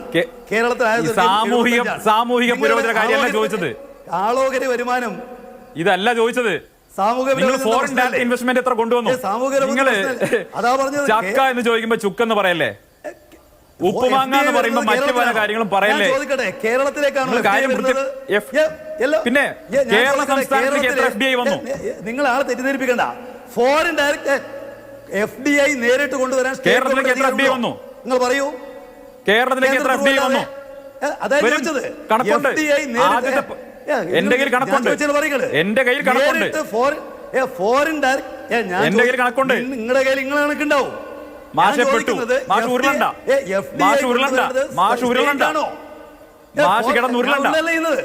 ഇവിടെ കേരളം പിന്നെ കേരളത്തിലേക്ക് സ്റ്റേറ്റിലെ കൊണ്ടുവരേണ്ടത് നിങ്ങളുടെ പോളിസികളിലെ കേരളത്തിലേക്ക് FDI കൊണ്ടുവരുന്നത് വിദേശ രാജ്യ നിക്ഷേപം. മാഷ്ക്ക് അറിയില്ല. മാഷ്ക്ക് അറിയില്ല. മാഷ് വിട്ടിക്ക് എന്റെ സമയമുള്ള ഞാൻ പറയാം. അഭിലാഷ് ഒന്നിടപെടും. ഞാൻ ചോദ്യത്തിന് പറയുന്നു. മാഷ്ക്ക് അറിയില്ല. ഉണ്ട്. കേരളത്തിലേക്ക് വിദേശ നിങ്ങൾ വെറുതെ പറഞ്ഞു കൊടുക്കുന്നത്. ഞാൻ ചോദിക്കുന്നത് വിദേശ നിക്ഷേപം നരേന്ദ്രമോദിയുടെ അനുവാദമില്ലാതെ കേരളത്തിലേക്ക് കൊണ്ടുവരാൻ സ്റ്റേറ്റ് ഗവൺമെന്റ് അധികാരമുണ്ടോ? നിങ്ങൾ പറഞ്ഞാട്ടെ. ശരി, ഓക്കേ. അതിന് ഉത്തരം പറയുന്നത് ശരി. അല്ല, ഇതിപ്പോ അങ്ങനെയാണെങ്കിൽ നരേന്ദ്രമോദി ഫോറിൻ ഡയറക്ട് ഇൻവെസ്റ്റ്മെന്റ് ആണ്. ശരി, പറയൂ സന്ദീപ്, പറയൂ. നേരിട്ട് കൊണ്ടുവരാൻ പിണറായി വിജയൻ അധികാരമുണ്ടോ? പറയൂ. ശരി സമ്മതിച്ചു. ഫോറിൻ ഡയറക്ട് ഇൻവെസ്റ്റ്മെന്റ് കേരളത്തിന്റെ മന്ത്രി രാജ്യത്ത് അഭിലാഷ് ഒരു സെക്കൻഡ് സന്ദീപ് പറയൂ. മാഷെ അല്ല ഇത് കേട്ടുകൊണ്ടിരിക്കുന്നവരിൽ നല്ല വിദ്യാസമ്പന്നരായ യുവാക്കളൊക്കെ ഉണ്ടല്ലോ. അതാണ് എനിക്ക് ഏക ആശ്വാസം എന്ന് പറയുന്നത്. ഫോറിൻ ഡയറക്ട് ഇൻവെസ്റ്റ്മെന്റ് കേരളത്തിലേക്ക് വരുന്നതിൽ നരേന്ദ്രമോദി തടസ്സം രേഖപ്പെടുത്തി എന്ന് പറയുമ്പോൾ അദ്ദേഹം ഉദാഹരിക്കുന്നത് പ്രളയകാലത്ത് റെഡ് ക്രസന്റ് കൊടുക്കാമെന്നേറ്റ പണം തടഞ്ഞു എന്നുള്ളതാണ്. അത് രാജ്യത്തിന് കിട്ടാവുന്ന സഹായം വിദേശത്ത് നിന്ന് ഈ ദുരിതാശ്വാസ സമയത്ത് സഹായം സ്വീകരിക്കേണ്ട എന്നുള്ളത് സുനാമി കാലത്ത് ഇന്ത്യ ഗവൺമെന്റ് എടുത്ത പോളിസിയുടെ ഭാഗമായിട്ടാണ്. പക്ഷേ ഫോറിൻ ഡയറക്ട് ഇൻവെസ്റ്റ്മെന്റ് വ്യാവസായിക നിക്ഷേപമാണ്. വ്യാവസായിക നിക്ഷേപം ഉണ്ടാക്കുന്നത് അത് സംസ്ഥാനങ്ങളിലെ ഗവൺമെന്റുകളാണ്. അതുകൊണ്ടാണ് നമ്മളിവിടെ പണ്ട് ജിം നടത്തിയത്. അതിനാണ് നമ്മൾ പണ്ട് ജിം ഒരു മിനിറ്റ് അതിനാണ് നമ്മൾ പണ്ട് ജിം നടത്തിയത്. അതിനാണ് ഗുജറാത്തിൽ ഒരു സെക്കൻഡ് അദ്ദേഹത്തിന്റെ പോയിന്റ് കംപ്ലീറ്റ് ചെയ്യട്ടെ ശ്രീ പ്രകാശ്. അത് കടമെടുക്കല്ലേ? ഞാൻ അങ്ങേക്ക് അത് ഇൻവെസ്റ്റ്മെന്റ് ആണല്ലോ. പറയൂ. എന്റെ അഭിലാഷേ, ഫോറിൻ ഡയറക്ട് ഇൻവെസ്റ്റ്മെന്റ് എന്തിനു വേണ്ടിയാന്ന് പോലും അറിയാത്ത CPM-ന്റെ പ്രതിനിധി ഇരിക്കുന്ന സമയത്ത് എനിക്ക് എന്ത് പറയാൻ സാധിക്കും? ഫോറിൻ ഡയറക്ട് ഇൻവെസ്റ്റ്മെന്റ് കൊണ്ട് കേരളത്തിൽ തുടങ്ങിയിട്ടുള്ള വ്യവസായത, കേരളത്തിൽ വ്യവസായ നിക്ഷേപം വരുന്നതിനാണ് മാഷേ ഫോറിൻ ഡയറക്ട് ഇൻവെസ്റ്റ്മെന്റ് എന്ന് പറയുന്നത്. നിങ്ങൾ കഴിഞ്ഞ ഒരു വർഷക്കാലം FDI ആയി കേരളത്തിലേക്ക് എന്ത് നിക്ഷേപം വന്നു, ഏതേത് പദ്ധതികൾ നിക്ഷേപിക്കപ്പെട്ടു, അങ്ങനെ കേരളത്തിൽ എത്ര എംപ്ലോയ്മെന്റ് ജനറേഷൻ ഉണ്ടായി, കേരളത്തിന്റെ സാമ്പത്തിക സ്ഥിതിയിലേക്ക് പുതുതായിട്ട് എന്ത് സംഭാവന വന്നു, ഇതാണ് ചോദിച്ചത്. മസാല ബോണ്ട് FDI ആണ്, അല്ലെങ്കിൽ റെഡ് ക്രസന്റ് കൊടുക്കുന്ന സഹായം FDI ആണ് എന്നൊക്കെ പറയുന്ന CPM-ന്റെ പ്രതിനിധിയുടെ നിലവാരം കണ്ടിട്ട് എനിക്ക് CPM-നോട് സഹതാപമേ ഉള്ളൂ. കേവലം ഇവരൊക്കെയാണല്ലോ ഈ കേരളത്തെ ഇങ്ങനെ ഭരിച്ചങ്ങ് മുന്നോട്ട് നയിക്കുന്നത്. ഇവരാണല്ലോ കേരളത്തിന്റെ നയരൂപീകരണ സമിതികളിൽ ഇരിക്കുന്നത്. എന്റെ കേരളത്തെ ആലോചിച്ച് എനിക്ക് സഹതാപമാണ് തോന്നുന്നത്. ഇത്ര നിലവാരമില്ലാത്ത രീതിയിൽ എന്താണ് FDI എന്ന് പോലും അറിയാത്തവർ കേരളത്തെ നയിക്കുന്നു എന്നുള്ളത് തന്നെയാണ് കേരളത്തിന്റെ പ്രശ്നം. ഇവിടെ പ്രകാശൻ ആദ്യം പറഞ്ഞ കാര്യം എന്താ? മാതൃഭൂമി പരസ്യത്തിലല്ലേ നിലനിൽക്കുന്നത്? ശരിയാണ്, മാതൃഭൂമി സ്വകാര്യ സ്ഥാപനമാണ്. മാതൃഭൂമിയുടെ റവന്യൂ ജനറേറ്റ് ചെയ്യുന്നത് അഡ്വർടൈസ്മെന്റിൽ നിന്നാണ്. കേരള ഗവൺമെന്റിന്റെ റവന്യൂ എവിടുന്നാണ് ജനറേറ്റ് ചെയ്യേണ്ടത്? സ്പോൺസർഷിപ്പ് എന്നാണോ? അല്ല, നിങ്ങൾ ടാക്സ് പിരിച്ച് കേരളത്തിന്റെ റവന്യൂ ജനറേഷൻ കൂട്ടണം. ആ ടാക്സ് പിരിക്കണമെങ്കിൽ എന്ത് ചെയ്യണം? ഞാൻ നേരത്തെ പറഞ്ഞ പോലെ FDI വന്ന് കേരളത്തിൽ പുതിയ ഇൻവെസ്റ്റ്മെന്റ് വന്ന് ഇവിടെ നിക്ഷേപങ്ങൾ വന്ന് ഇവിടെ വ്യാവസായിക സ്ഥാപനങ്ങൾ ഉണ്ടാവണം, ഇവിടെ പുതിയ എംപ്ലോയ്മെന്റ് ഓപ്പർച്യൂണിറ്റി ഉണ്ടാവണം. അങ്ങനെ നമ്മുടെ ടാക്സ് ബേസ് വർദ്ധിക്കണം. അങ്ങനെ ടാക്സ് ബേസ് വർദ്ധിക്കുന്ന സമയത്ത് നമ്മുടെ ഖജനാവിലേക്ക് കൂടുതൽ പണം വരും. അങ്ങനെ ടാക്സ് പിരിക്കാൻ നിങ്ങൾക്ക് കഴിയുന്നില്ല. ടാക്സ് പിരിക്കാനുള്ള വ്യവസായ സ്ഥാപനങ്ങൾ ഉണ്ടാവുന്നില്ല. ഇവിടെ ഒന്നും സംഭവിക്കുന്നില്ല. പകരം നിങ്ങൾ എന്താണ് സർവത്ര മുടിഞ്ഞ് ഇവിടെ പണം ഒട്ടുമില്ലാത്ത ആളുകൾ കയ്യിൽ പൈസ ഉള്ള സമയത്താണ് നിങ്ങൾ വീട്ടിൽ വലിയ വലിയ ആഘോഷങ്ങൾ സംഘടിപ്പിക്കേണ്ടത്. നിങ്ങളുടെ കയ്യിൽ ഒരു പണവും ഇല്ല. നിങ്ങൾ KSRTC-കാരുടെ ശമ്പളം ഈ മാസം പോലും കൊടുക്കാൻ സാധിച്ചിട്ടില്ല. ഇപ്പോഴും പെൻഡിംഗ് ആയി കിടക്കുന്നു. പെൻഷൻ കൊടുക്കാൻ സാധിച്ചിട്ടില്ല, പെൻഡിംഗ് ആയി കിടക്കുന്നു. ഇവിടുത്തെ NHRM-ൽ പെൻഡിംഗ് വരുന്നു. ഡോക്ടർമാരെ പ്രതിഷേധത്തിലാണ്. ഇങ്ങനെ ഓരോരോ സാഹചര്യങ്ങൾ. ഇവിടെ നെൽകർഷകരുടെ പണം നിങ്ങൾ കൊടുത്തിട്ടില്ല. നെൽകർഷകർ കണ്ണീരിലാണ് കിടക്കുന്നത്. അങ്ങനെ ഈ സംസ്ഥാനത്ത് ഒട്ടുമിക്കവാറും സാമൂഹിക ക്ഷേമ പദ്ധതികളിൽ മുഴുവൻ പണം കൊടുക്കാൻ പറ്റാതെയും കേരളത്തിലെ വികസന പദ്ധതികളിൽ പണം മുടക്കാൻ കഴിയാതെയും കേരളം ഇങ്ങനെ മുച്ചൂടും മുടിഞ്ഞിരിക്കുന്ന സാഹചര്യത്തിൽ ഇവിടെ പണം പിരിച്ചുകൊണ്ട് സ്പോൺസർമാരിൽ നിന്ന് കണ്ടെത്തിക്കൊണ്ട് കേരളീയം എന്ന മാമാങ്കം സംഘടിപ്പിക്കുമ്പോൾ വാസ്തവത്തിൽ നിങ്ങളെ ആരെയാണ് ആക്ഷേപിക്കുന്നത്? ഒരു കാര്യം കൂടി പറയാം. ഇന്ന് ഹൈക്കോടതിയിൽ വന്നിട്ടുള്ള ഒരു പൊതുതാൽപര്യ ഹർജിയുണ്ട്. കേരള ഹൈക്കോടതി അക്കാര്യത്തിൽ സർക്കാരിനോട് വിശദീകരണം തരും. എന്താണെന്നറിയോ? പാറമട മുതലാളിമാരുടെ കേസുകളിൽ സർക്കാർ മനഃപൂർവ്വം തോറ്റുകൊടുക്കുന്നു എന്ന സംശയമാണ് ഇപ്പോൾ വന്നിട്ടുള്ളത്. വെറും സംശയമല്ല. പാറമട മുതലാളിമാർ പരിസ്ഥിതിയെ ചൂഷണം ചെയ്തതിന് കേരള ഖജനാവിലേക്ക് അടക്കേണ്ട പിഴ, ആ പിഴ നീട്ടിക്കിട്ടാൻ വേണ്ടി അവർ കോടതിയിൽ പോകുന്ന സമയത്ത് പബ്ലിക് പ്രോസിക്യൂട്ടർമാർ, സംസ്ഥാന സർക്കാരിന്റെ വക്കീലന്മാർ മിണ്ടുന്നില്ല. ഇവിടെ നോക്കൂ, ആർക്കൊക്കെയാണ് പണം കിട്ടുന്നത്? പണം കൃത്യമായി കിട്ടുന്നത് ധനകാര്യമന്ത്രി ആശുപത്രിയിൽ പോയി കഴിഞ്ഞാൽ കൃത്യമായ പണം കിട്ടുന്നുണ്ട്. മുൻ ധനകാര്യമന്ത്രി ആയുർവേദ ചികിത്സയ്ക്ക് പോയി തോർത്തും അതുപോലെ പഴംപൊരിയും വാങ്ങിയാലടക്കം അതിന്റെ പണം കൃത്യമായി കൊടുക്കുന്നുണ്ട്. ഇവിടെ മന്ത്രിമാർക്ക് പണം കൃത്യമായി കിട്ടുന്നുണ്ട്, അല്ലെങ്കിൽ മന്ത്രിമാരുടെ കൂടെ നിൽക്കുന്നവർക്കുണ്ട്. ഈ കേരളീയം എന്ന് പറയുന്ന ഈ ഉഡായിപ്പ് പരിപാടി പോലും വാസ്തവത്തിൽ മരുമകന്റെ ബന്ധുക്കളുടെ ഈവന്റ് മാനേജ്മെന്റുള്ള പരിപാടിയാന്ന് ആർക്കാ അറിയാത്തത്? ആർക്കാ ഇതറിയാത്തത്? അപ്പൊ ഈ ഇങ്ങനെ ജനങ്ങളെ പറ്റിക്കരുത്. FDI എന്താണെന്ന് അറിയില്ല, വിദേശ നിക്ഷേപം എന്താണെന്ന് അറിയില്ല, അത് കൊണ്ടുവരേണ്ടത് സംസ്ഥാന സർക്കാരിന്റെ ഉത്തരവാദിത്തമാണെന്ന് അറിയില്ല, മസാല ബോണ്ട് FDI ആണെന്ന് അറിയില്ല, അതല്ലെങ്കിൽ റെഡ് ക്രോസിന്റെ സഹായം FDI ആണെന്നൊക്കെ പറയുന്ന CPM-ന്റെ ഈ താത്വിക ആചാര്യന്മാരാണ് കേരളത്തിന്റെ സാമ്പത്തിക നയത്തെ ഇതുപോലെ വഷളാക്കിയത്. നിങ്ങൾക്ക് ഈ കേരളത്തിന്റെ അധികാര കസേരയിലിരിക്കാൻ ഒരു യോഗ്യതയുമില്ല. നല്ല വിദ്യാസമ്പന്നരായിട്ടുള്ള ചെറുപ്പക്കാർ, ആ ചെറുപ്പക്കാർക്കോട് ജോലി അവസരമില്ല. അവരൊക്കെ കേരളത്തെ നയിക്കുന്നത് ഇത്തരക്കാരാണല്ലോ എന്നോർത്ത് ഈ ചർച്ച കണ്ട് സഹതപിക്കുന്നുണ്ടാകും. അതിലപ്പുറം ഒന്നും നിങ്ങളെ കുറിച്ച് പറയാനില്ല. ശരി, ഓക്കെ, അതാണ് BJP-യുടെ പോയിന്റ്. ഇവിടെ ശ്രീ പ്രകാശൻ മാസ്റ്റർ, ഇപ്പോൾ FDI-യുടെ കണക്ക് നമുക്ക് department for promotion of industries and internal ട്രേഡിന്റെ വെബ്സൈറ്റിലൊക്കെ പോയി കഴിഞ്ഞാൽ കിട്ടും. കേരളത്തിലേക്ക് FDI വരുന്നുണ്ട്, പക്ഷേ അത് സമീപകാലത്ത് വ്യവസായ നിക്ഷേപം കുറയുന്നതിന്റെ പാറ്റേണാണ്. എന്റെ വിഷയം ഇപ്പോൾ FDI വന്നതോ അല്ലാത്തതോ അല്ല. ഇവിടെ ഇപ്പോൾ എന്തിനാണ് മുൻഗണന കൊടുക്കുന്നത് എന്നുള്ളത് പരമപ്രധാനമായ ചോദ്യമാണ്. മുൻഗണന എന്ന വാക്ക് CPM-ന്റെ സംസ്ഥാന സെക്രട്ടറി തെരഞ്ഞെടുപ്പ് അവലോകന സംസ്ഥാന സമിതിക്ക് ശേഷം എത്ര തവണ പറഞ്ഞു? മുൻഗണനയാവേണ്ടത് അടിസ്ഥാന ജനവിഭാഗങ്ങളുടെ പ്രശ്നമാണ്, ജനങ്ങളുടെ ജീവൽ പ്രശ്നമാണ് എന്നിരിക്കെ ഈ കേരളീയം പോലെയുള്ള പരിപാടികൾ അതെന്ത് സന്ദേശമാണ് കൊടുക്കുന്നത് എന്നൊരു പ്രശ്നമുണ്ട്. കഴിഞ്ഞ കേരളീയത്തിന്റെ ആകെ തുക സംബന്ധിച്ച്, ആകെ ചെലവായ തുക സംബന്ധിച്ച് കോൺക്രീറ്റ് ആയിട്ടുള്ളൊരു കണക്ക് നമ്മുടെ കയ്യിലുണ്ടോ? സർക്കാർ ചെലവാക്കിയ 27 കോടിയുടെ കണക്ക് എന്നുള്ളതിനപ്പുറത്ത് മൊത്തം സ്പോൺസർഷിപ്പ്, ആരുടെയൊക്കെ സ്പോൺസർഷിപ്പാണ് വന്നത്, ആ സ്പോൺസർഷിപ്പിൽ നിന്നുള്ള തുക എവിടേക്കാണ് ചെലവഴിച്ചത് നമുക്കറിയില്ല. ഇവിടെ ഇപ്പോൾ റഫായിട്ടുള്ള ചില കണക്കുകൾ, ഇപ്പോൾ ശോഭനയുടെ നൃത്തത്തിന് 8 ലക്ഷം രൂപ ചെലവായി, ഇങ്ങനെയൊക്കെയുള്ള കണക്കുകൾ മാത്രമേ ഉള്ളൂ. സുതാര്യമായി കണക്കുകൾ കഴിഞ്ഞ തവണ കേരളീയം നടത്തിയപ്പോൾ ഇന്ന നേട്ടമാണ് സർക്കാരിനുണ്ടായത്, ഇതാണ് സംഭവം, ഇതാണ് ഇതിന്റെ മൊത്തം കണക്ക് എന്ന് പറഞ്ഞ് കണക്ക് പറയാൻ പോലും പറ്റാത്തത് എന്തുകൊണ്ടാണ്? ഇതില് ഈ കേരളത്തിന്റെ വികസനം, ഇപ്പോൾ ഇദ്ദേഹം FDI സംബന്ധിച്ച് പറഞ്ഞല്ലോ, ഇപ്രാവശ്യത്തെ ഒടുവിലത്തെ കണക്കനുസരിച്ച് ഈ കഴിഞ്ഞ കൊല്ലം ഇന്ത്യ രാജ്യത്ത് മൊത്തമുള്ള FDI-യുടെ വരവിൽ 16% കുറവാണ്. കണക്ക് പരിശോധനകൾ കാണാൻ വേണ്ടി കഴിയും. അതുപോലെ തന്നെ ഞാൻ ചോദിക്കട്ടെ, ഇവിടെ ഇപ്പോൾ കേരളം വളരെ മോശമാണ്, കേരളത്തിൽ ഈ പറയുന്ന വലിയ തകരാറാണ് എന്ന് പറയുന്നവരോട് ഞാൻ ചോദിക്കട്ടെ, ഇവിടെ ഇന്ത്യ രാജ്യത്ത് പരിശോധിക്കുമ്പോൾ ഏതെല്ലാം മേഖലകളിലാണ് കേരളം മുന്നിൽ? ഇപ്പം ഏറ്റവും ഒടുവിലായിട്ട് നമ്മുടെ നിതി ആയോഗ് എന്ന് പറയുന്നത് നമ്മുടെ നരേന്ദ്രമോദി ചെയർമാനായിട്ടുള്ള സമിതിയാണല്ലോ. അവർ പറഞ്ഞു ഇന്ത്യയിൽ സുസ്ഥിര വികസനം, മാനവ വികസന സൂചിക, സ്റ്റേറ്റ് ഹെൽത്ത് ഇൻഡെക്സ്, ഇതിൽ ഏറ്റവും ഒന്നാമത്തെ സ്റ്റേറ്റ് ഇന്ത്യയിൽ കേരളമാണ്. BJP ഭരിക്കുന്ന കോൺഗ്രസ് ഭരിക്കുന്ന സ്റ്റേറ്റ് അല്ല. ഈ നിലവിലുള്ള നമ്മുടെ സംസ്ഥാനത്തിന്റെ ആളോഹരി വരുമാനം 2,28,357 രൂപയാണ്. അത് കേന്ദ്രത്തിന്റെ ആളോഹരി വരുമാനത്തിന് 77% കൂടുതലാണ്. ഇന്ത്യയിൽ ഏറ്റവും ഏറെ PSC നിയമനം നടന്നിരിക്കുന്ന സ്റ്റേറ്റ് കേരളമാണ്. ഈ കഴിഞ്ഞ സന്ദർഭത്തിൽ ഏറ്റവും ഏറെ പുതിയ തൊഴിൽ സാഹചര്യം ഉണ്ടായിരിക്കുന്ന സ്റ്റേറ്റ് കേരളമാണ്. ഏത് രംഗത്താണ് കേരളം പുറകിലെന്ന് നിങ്ങൾ പറയുന്നത്? ഇപ്പോൾ അതിദാരിദ്ര്യ നിർമ്മാർജ്ജനം ഇന്ത്യയിൽ അത് നേടിയിരിക്കുന്ന ഏക സ്റ്റേറ്റ് കേരളമാണ്. കഴിഞ്ഞ കേരളീയത്തിന്റെ ഭാഗമായി പ്രഖ്യാപിച്ച കാര്യമാണ്. ഇന്ത്യയിലെ ഏറ്റവും മികച്ച സാക്ഷരതയുള്ള സ്റ്റേറ്റ് കേരളമാണ്. മാതൃ ശിശുമരണ നിരക്ക് ഏറ്റവും കുറഞ്ഞ കേരളമാണ്. ക്ഷേമ പെൻഷനുള്ള ഇന്ത്യയിലെ ഏക സ്റ്റേറ്റ് കേരളമാണ്. സ്ത്രീ പുരുഷ സമഭാവനയുള്ള ഏക സ്റ്റേറ്റ് കേരളമാണ്. അധികാര വികേന്ദ്രീകരണം ഇതുപോലെ നടപ്പിലാക്കിയ ഏക സ്റ്റേറ്റ് കേരളമാണ്.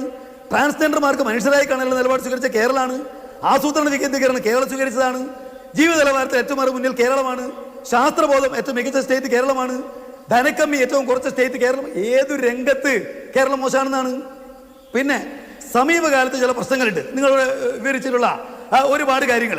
കൂലി കൊടുക്കാനാവുന്നില്ല, ക്ഷേമ പെൻഷൻ കൊടുക്കാനാവുന്നില്ല. അത് കേന്ദ്ര ഗവൺമെന്റും അതുപോലെ തന്നെ കോൺഗ്രസും ചേർന്ന് ഉണ്ടാക്കിയ ഒന്നാണ്.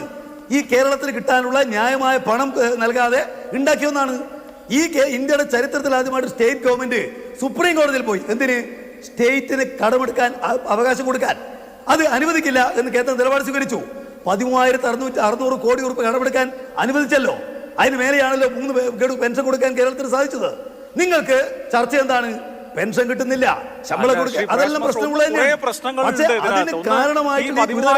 കൂടി കടമെടുക്കാനുള്ള അനുമതി തേടി അല്ല കേരളം പോയത്. 57,000 കോടി കിട്ടാനുണ്ടെന്നായിരുന്നു ധനമന്ത്രി ആവർത്തിച്ച് പറഞ്ഞുകൊണ്ടിരുന്നത്. ആ കേസ് എങ്ങനെയാണ് സെറ്റിൽ ആയത് എന്നുള്ളത് നമുക്കറിയാം. അന്ന് പറഞ്ഞ കുറെ കാര്യങ്ങളുണ്ടല്ലോ. ഹ്യൂമൻ ഡെവലപ്മെന്റ് ഇൻഡെക്സ് എത്രയോ കാലമായി താങ്കൾ ഈ പറയുന്ന സാക്ഷരതയിൽ ശിശുമരണ നിരക്കിൽ എത്രയോ കാലമായി കേരളം മുമ്പിലാണ്. നമ്മുടെ മുമ്പിലുള്ള ഇപ്പോഴത്തെ മൂർത്തമായ സാഹചര്യം എന്താണ്? അല്ല, ഇത് ജനങ്ങൾക്ക് ഒരു നല്ല ആനുകൂല്യം കൊടുക്കാൻ, ക്ഷേമരാഷ്ട്ര സങ്കല്പം അനുസരിച്ച് ഭരിക്കാൻ സർക്കാരിന് പറ്റുന്നില്ല എന്നുള്ളതാണല്ലോ. അപ്പൊ ആ പ്രശ്നം ഇങ്ങനെ നിൽക്കെ എന്ത് സന്ദേശമാണ് ഇതുപോലെയുള്ള പരിപാടികൾ കൊടുക്കുക എന്നുള്ളതാണ് ഇവിടുത്തെ ചോദ്യം. അങ്ങ് തന്നെയാണ് സംസാരിക്കുന്നത്. ഞാൻ സംസാരിക്കുന്നതിനിടക്ക് നിങ്ങൾ ഇടപെടുന്നത് നിങ്ങൾ ചില കാര്യങ്ങൾ തെറ്റിദ്ധരിപ്പിക്കാനാണ്. ഇപ്പോൾ നിങ്ങൾ പറഞ്ഞിരിക്കുന്ന കേസ് സുപ്രീം കോടതി ചെയ്തതാ, അത് ഭരണഘടനാ ബെഞ്ചിന് വിട്ടിരിക്കുകയാണ്. സംസ്ഥാനങ്ങളോട് ശത്രുതാപരമായ നിലപാട് സ്വീകരിക്കുന്ന കേന്ദ്ര സമീപനം അത് ഉപേക്ഷിക്കല്ല, സുപ്രീം കോടതി തള്ളിക്കളയല്ല, അത് വിശദമായ പരിശോധന ആവശ്യമുണ്ട്. അതുകൊണ്ട് അത് ഭരണഘടനാ ബെഞ്ചിന് വിട്ടു. ഏറ്റവും മികച്ചൊരു കാര്യമല്ലേ അത്? സംസ്ഥാനം പോയതുകൊണ്ടല്ലേ അത്തരമൊരു വിഷയം സുപ്രീം കോടതി തന്നെ ഭരണഘടനാ ബെഞ്ചിന് വിട്ടത്. നിങ്ങൾ അക്കാര്യം പറയുന്നില്ല. നിങ്ങൾ 10,000 കോടി കണക്കെടുക്കാൻ കിട്ടിയില്ലല്ലോ എന്നല്ലേ നിങ്ങൾ പറയുന്നുള്ളൂ. പിന്നെ കാലാകാലമുള്ള കണക്ക് ഞാൻ ചോദിക്കട്ടെ, 2023-24 സംബന്ധിച്ച് നിതി ആയോഗ് പറഞ്ഞത് കാലാകാലമുള്ള കണക്കാണോ? നിതി ആയോഗ് 23-24 കണക്കാ പറഞ്ഞത്. സുസ്ഥിര വികസനത്തിൽ 1-ാം സ്ഥാനം കേരളം, മാനവികസന സൂചികയിൽ 1-ാം സ്ഥാനം കേരളം, സ്റ്റേറ്റ് ഹെൽത്ത് ഇൻഡെക്സിൽ 1-ാം സ്ഥാനം കേരളം, ഏറ്റവും ഏറെ പേർക്ക് പണി കൊടുത്ത സ്റ്റേറ്റ് 1-ാം സ്ഥാനം കേരളം, ഏറ്റവും കൂടുതൽ സ്റ്റാർട്ടപ്പുകൾ 1-ാം സ്ഥാനം കേരളം. അത് 23-24 കണക്കാണ്. അങ്ങനെ പിന്നെ തെറ്റിദ്ധരിപ്പിക്കാൻ വേണ്ടിയിട്ട് കാലാകാലമുള്ളതല്ലേ എന്ന് പറയുന്നത് എങ്ങനെയാ? പിന്നെ കേരളീയം, ഞാൻ ചോദിക്കട്ടെ, കേരളീയം എന്ന് പറയുന്നത് വേണ്ടിയാണ് എന്നുള്ളത് പക്ഷെ കാലങ്ങളായി ഈ പറയുന്ന രംഗത്തിലൊക്കെ കേരളം മുമ്പിലാണ്, 1-ാം സ്ഥാനത്ത് തന്നെയാണ് എന്നാണ് ഞാൻ പറഞ്ഞത്. സുസ്ഥിര വികസനത്തിൽ ഒരിക്കലും കേരളം മുന്നിലായിരുന്നില്ല. സുസ്ഥിര വികസനത്തിൽ ഒരിക്കലും കേരളം മുന്നിലല്ല. ഈ കഴിഞ്ഞ കൊല്ലം ആദ്യമായിട്ട് വന്നതാണ്. കാരണം ഇവിടെ ഒരു വികസനം നടക്കുന്നുണ്ടായിരുന്നില്ലല്ലോ. അത് ഈ കഴിഞ്ഞ കൊല്ലം ഉണ്ടായിട്ടുള്ള കാര്യമാണ്. നിങ്ങൾക്ക് ഞാൻ പറയുന്നൊരു കാര്യം ഇത്രയേ ഉള്ളൂ, ഗവൺമെന്റിന്റെ തെറ്റുകളെ ചൂണ്ടിക്കാണിക്കുന്നതിലൊന്നും യാതൊരു നിലക്കും ഞങ്ങൾക്ക് വിയോജിപ്പില്ല. അത് ചൂണ്ടിക്കാട്ടാൻ മാധ്യമങ്ങളുടെ ചുമതലയാണ്. എന്നാൽ ഗവൺമെന്റിന്റെ ഒരൊറ്റ നല്ല കാര്യത്തെയും ചൂണ്ടിക്കാട്ടാതിരിക്കുക. ഞാൻ ചോദിക്കട്ടെ, 5 ലക്ഷം വീട് ഈ കാലം കൊണ്ട് കൊടുത്ത ഒരു ഗവൺമെന്റ് ഇന്ത്യയിൽ എവിടെയെങ്കിലും ഉണ്ടോ? ഈ ഗവൺമെന്റിനാണല്ലോ. നിങ്ങൾ എപ്പോഴെങ്കിലും അക്കാര്യം ചർച്ച ചെയ്തോ? ദാരിദ്ര്യ നിർമ്മാർജ്ജനവുമായി ബന്ധപ്പെട്ട മേഖലയിൽ BJP ഗവൺമെന്റുകൾ 20% മേലെ കേവല ദാരിദ്ര്യമാണ്. കോൺഗ്രസ് ഗവൺമെന്റുകളും ഏതാണ്ട് അതിനടുത്താണ്.